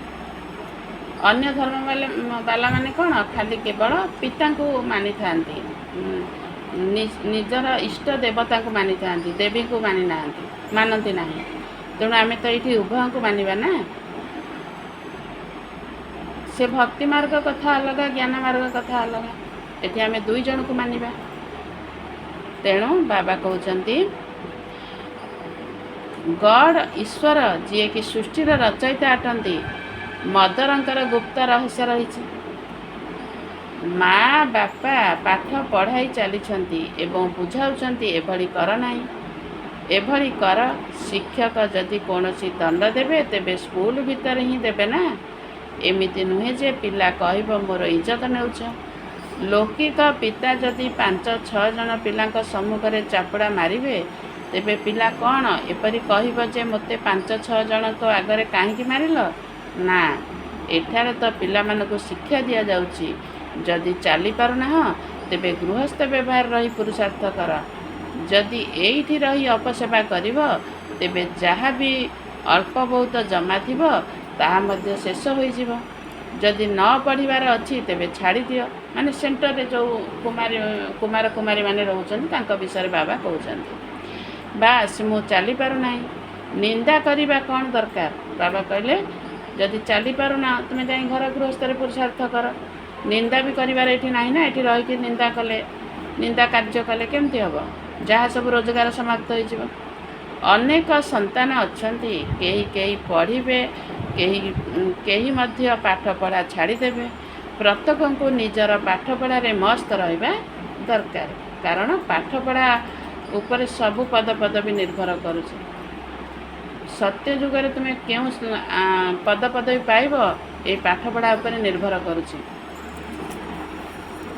बाबा कहउचंती परस्पर ठारू सेवा निय नहीं, कौनसी अहंकार मध्य आसवा उचित नुहे। बाबा कहले तुम्हें परस्पर ठारू सेवा निय नहीं, सेवा दियो, काहाठारू सेवा निय नहीं। तेणु तुम्हें अन्य को देवा शिख, काहाठू नेबा नुहे, देवा। तुम्हें देवता ना, तुम्हें देवा वाला नेबा वाला नुहे। काहाठू तुम्हें माने सेवा निय नहीं, अन्य को बरं सेवा दियो। कौनसी अहंकार मध्य आसवा उचित नुहे, कारण जदि देवा वाला हेइथिबो ताले अहंकार सेठी आसीबनी। जदि नेबा वाला रहिबो, अन्यठू मु नेबी, ताले सेठी अहंकार रहिबो। तेणु देवा वाला हुआ, नेबा वाला नुहे। मनकर काहाठू तुम्हें सेवा पाइब, गोटे अहंकार भाव आसीजिव, जहा मते से सेवा करुछि। तेणु सेठी अहंकार आसी थाए ना, आमे अन्य को सेवा दबा, आमे काहाठू सेवा आशा पाइबानी, आमे अन्य को सेवा दबा, सेठी अहंकार समाप्त हो जाए। अन्य ठारू सेवा नेबा मध्य देह अहंकार अटे। बाबा को बुझाइबा को पड़िबो ना, नचेत जेते बेले ट्रिब्यूनाल बसिबो सेते बेले कहिबे मोते कौन ए सबु नियम कानून विषय जଣା थिला। सेथिबाई बाबा बुझाउचंती, पुणी शेषरे साक्षात्कार कराई दंड देवे। बाबा कहले तुम पाई ही दरबार बसिबो ना। तेणु बाबा सेतळु कौन धर्मराज पालटी जाइथिबे। सेतळुको तुमे आउ कहि परिबन जे आमको किए ए भली आमको केही जणै नथिले, शिक्षा देई नथिले। बाबा सबु शेष समय तुमको साक्षात्कार करेबे, सेही समय ही तुमे दंड भोग करिबो। प्रमाण बिना कौन दंड मिल पारिबो। बाबा कहले तुमे कहबो ना आमे तो ठीक पुरुषार्थ करूथुलो, ठीक अनुसार चलुथुलु, आमे तो किछि भूल काम करिनु। तेणु बाबा को तुम्हें सेठी कौन कर भूल बुझब ना। आमको तो कई शिक्षा दे नथिले, आमे कौन करथांतु, आ कोठी शिक्षा पाई थांतु। बाबा सेठी साक्षात्कार तुमको कराई देबे। देख तुमको कहा माध्यम रे मु शिक्षा देइछि ना देइनी। बाबा तो आसिक शिक्षा देबे कि, बाबा तो निराकारी ना, तान तो शरीर नहीं। से तो कहा माध्यम रे जंती ब्रह्मा बाबा का माध्यम रे आसी शिक्षा दउचंती। ममा जेमती शिक्षा देले, जेमती ब्रह्मा बाबा माध्यम रे शिक्षा देले, सबु आत्मा मानकु आत्मा मानकर कल्याण कले। सेमती जो आत्मा माने फेर शिक्षा ग्रहण कले, से माने अन्य आत्मा मानकु भी कल्याण कले। बाबा समस्त द्वारा सबु आत्मा मानकर कल्याण करुचंती। तेणु बाबा देखे देबे मु एई आत्मा द्वारा ही शिक्षा देइनी। तेणु बाबा सब साक्षात्कार जेतले करई देबे सेतबेले बाबा पाखरे प्रमाण अछि। तुमे आ बाबा को निंदा करि पारिबो नाही। सेठी बाछि नब जे मते को दंड मिलिबा दरकार। सेठी आत्मा चॉइस करिबो जे मु को दंड पाइबी, आ को कूल रे जाई कि जन्म नेबी, आ को शरीर को धारण करिबे, शरीर रूपी वस्त्र को धारण करी मु को कूल रे जाई कि मोर अभिनय करिबी। मोर पिता माता किए हेबे, मोर संबंध संपर्क किए सब हेबे, मु कौट जाई कि हिसाब किताब चुक्त करी काटू भल फल पाइबी तो काटू खराब फल पाइबी। सी चॉइस करिबो। जेतले साक्षात्कार होला पर सी चॉइस करिबो मु को कूल को जीवी। तेणु केते समय सेठी मु अभिनय करिबी आत्मा जानी। तेणु एठी बाबा को कौनसी निंदा अपनिंदा करिवार किछि आवश्यक नाही। ड्रामा रे जहाँ निर्धार्य अच्छी से ही हम, ताहा ही पुनरावृत्ति हम। केवल बाबा को तुम्हें जो निंदा कर बाबा प्रमाण देखिए देवे जे तुम्हें यही भाव में तुम्हें सब कर्म कर। तेणु बाबा कहते अच्छा बाबा तो कल्पपूर्व भली बहुत बुझाऊँच। प्रत्येकंकर भाग्य को देखा जाए, कहीं तो सेवा करी निजर जीवन को हीरा भली गढ़ुंट, आउ कहीं अच्छा जे कि निजर भाग्य रे पूर्णछेद पकाई देउछंती। बाबा कहले बाबा तो आसी समस्त को समान भाव में शिक्षा दौरान ना। प्रति कल्परे ही पूर्व भली आसी शिक्षा दौर, प्रति कल्पर जमती देते ए कल्परे सेमती दौरान, समस्त को समान दृष्टि देखुंट। किंतु तांका भितर फेर अच्छंती किए निजर जीवन को हीरा भली गढ़ुचंती तो ईश्वरीय कार्य करिकिरी किए खाई पीकिरी शोइकिरी आलस्य भाव तांकर भाग्यर पूर्णछेद पकाउछन्ति। दुई प्रकार पिला अछन्ति, कुपुत्र आ सुपुत्र। तेणु बाबा कहउछन्ति जी सुपुत्र होउची सीए तार भाग्य गढ़ुची हीरा भलिया, जे कुपुत्र ता भाग्य से पूर्णछेद पकई दउछि, कौड़ी तुल्य समान हो जाउछि, फेर मूल्यहीन हो जाउछि। अच्छा, मीठा मीठा शिखिल दे संतान मानक प्रति माता पिता बाप दादा मधुर स्नेह संपन्न शुभेच्छा एवं सुप्रभात। आत्मिक पितांकर आत्मिक संतान मानक नमस्ते। आत्मिक संतान मानक तरफ आत्मिक पिता को बाप दादा को नमस्ते नमस्ते नमस्ते। सबु आत्मा मानकर छोटिया दिल रु आत्मिक पिता को बाप दादा को अगणित धन्यवाद, अगणित शुक्रिया। शुक्रिया बाबा, शुक्रिया बाबा, शुक्रिया बाबा, आपन को बहुत बहुत शुक्रिया। बाहा बाबा बाहा, बाहा ड्रामा बाहा, बाहा आत्मा बाहा। धारणा पाई मुख्य सारांश। 1 नंबर पॉइंट, पिता शिक्षक सद्गुरुं द्वारा जहाँ शिक्षा मिलुछि ताहा उपरे चलिबाकु हेबो। माया को दोष न देई निजर अवगुण को जांच करी से गुड़ी को बाहर कर देबाकु हेबो। बाबा कहले, बाबा आसिचंती पिता शिक्षक सद्गुरु रूप में जो शिक्षा देउचंती आमे सेही शिक्षा अनुसार चलिबा, अन्य कहा शिक्षा अनुसार आमे चलिबानी। केवल आमर ये जो आमको पिता हिसाब से आसिक कौन शिक्षा दौरान, शिक्षक रूप में कौन शिक्षा दौरान, सद्गुरु रूप में कौन शिक्षा दौरान, आमे ताकू पालन करिबा। माया को दोष न देई निजर अवगुण को जांच करी से गुड़ी को बाहर करने को हेबो। माया को दोष देवार नहीं, निजर अवगुण को आमे जांच करिबा, चेक करिबा जे मो भितरे कौन सब अवगुण अच्छी, जहाँ फल बाबा मते पिता शिक्षक सद्गुरु रूप में 3 रूप में मते आसी जो शिक्षा दौरान मु कहीं ग्रहण करिपारनी, मोर कार्य सब ओलटा होउछि। तेणु मते निजको चेक करने को पड़ो, माने जांच करने को पड़ो जे मो भितर कौन सब अवगुण रही जाइनी। तो तेणु अवगुण को चेक करी ताको जांच करने को पड़ो, तेबे जाइकरी आमे उन्नतिर रास्ता को आपणे पारिबा बा आमको मुक्ति आ जीवन मुक्ति रास्ता सहज मिल जाए। 2 नंबर पॉइंट, अहंकार को त्याग करी निजर पाठ पढ़ारे मस्त रहिबाकु हेबो। केबे भी काहाठारू सेवा नेबार नहीं। संग दोष ठारू बहुत दूर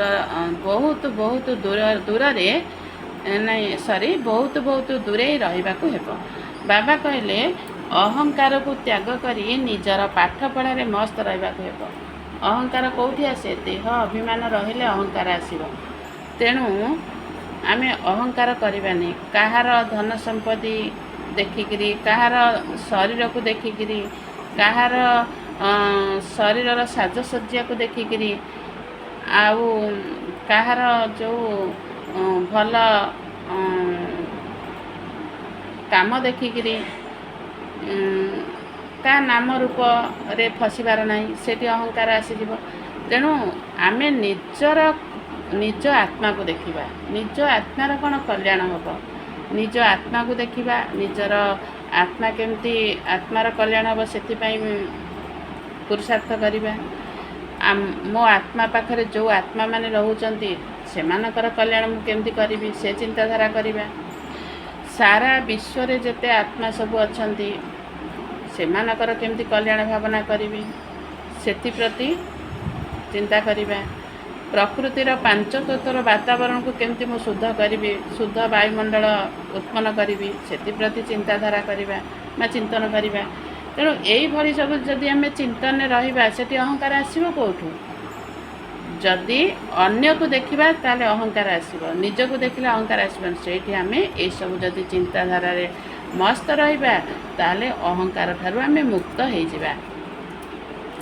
आउ आमे पाठ पढ़ारे मस्त रहिबा, आउ सेवा कार्य भी मध्य मस्त रहिबा, आउ स्वचिंतन प्रभु चिंतन रे भी मध्य मस्त रहिबा। କେବେ ବି କାହାଠାରୁ ସେବା ନେବାର ନାହିଁ। ସଙ୍ଗ ଦୋଷଠାରୁ ବହୁତ ବହୁତ ଦୂରେଇ ରହିବାକୁ ହେବ। କାହାଠାରୁ ସେବା ନେବାର ଆଶା ରଖନି। ବରଂ ମୁଁ ସେବା ଦେବି, ଅନ୍ୟମାନଙ୍କର ସେବା କରିବି, କିନ୍ତୁ କାହାକୁ ଆଶା ରଖନି ଯେ ମୋର ସିଏ ଏଇ କାମଟା କରିଦେଉ, ସେଇ କାମଟା କରିଦେଉ। ନା, ସଙ୍ଗ ଦୋଷଠାରୁ ବହୁତ ବହୁତ ଦୂରେଇ ରହିବାକୁ ହେବ। କାରଣ ସଙ୍ଗ ଦୋଷ କଥାରେ ଅଛି ନା, କୁସଙ୍ଗ ବୁଡ଼େଇ ମାରେ, ସୁସଙ୍ଗ ଉଦ୍ଧାର କରେ। ତେଣୁ କୁସଙ୍ଗ ଠାରୁ ଦୂରେଇ ରହି ସୁସଙ୍ଗ ହେବା ଦରକାର। ସୁସଙ୍ଗ କିଏ? ଆମର ଆତ୍ମିକ ପିତା, ସିଏ ହେଉଛନ୍ତି ସୁସଙ୍ଗ। ଯଦି ଆମେ ତାଙ୍କ ସଙ୍ଗ ହେବା, ତାହେଲେ ଏଇ ବିଷ ବୈତରଣରୁ ଆମର ଜୀବନ ନୌକାଟିକୁ ସେ ଉଦ୍ଧାର କରିବେ। ଆଉ ଅଲଗା ଅନ୍ୟ ସାଙ୍ଗ ହେଲେ ଆମକୁ ଉଦ୍ଧାର କରିବେ ସେ? କାହା ପାଖରେ ଏତିକି ପାୱାର ନାହିଁ କିଏ ଆମର ଜୀବନ ନୌକାକୁ ଉଦ୍ଧାର କରିବା ବାଲା। ସେ କେବଳ ଏକମାତ୍ର ହିଁ ସ୍ୱୟଂ ଭଗବାନ ହିଁ ଉଦ୍ଧାରକର୍ତ୍ତା। ତାଙ୍କୁ ଧଇଲେ ଆମେ ଉଦ୍ଧାର ହେଇପାରିବା। ବରଦାନ।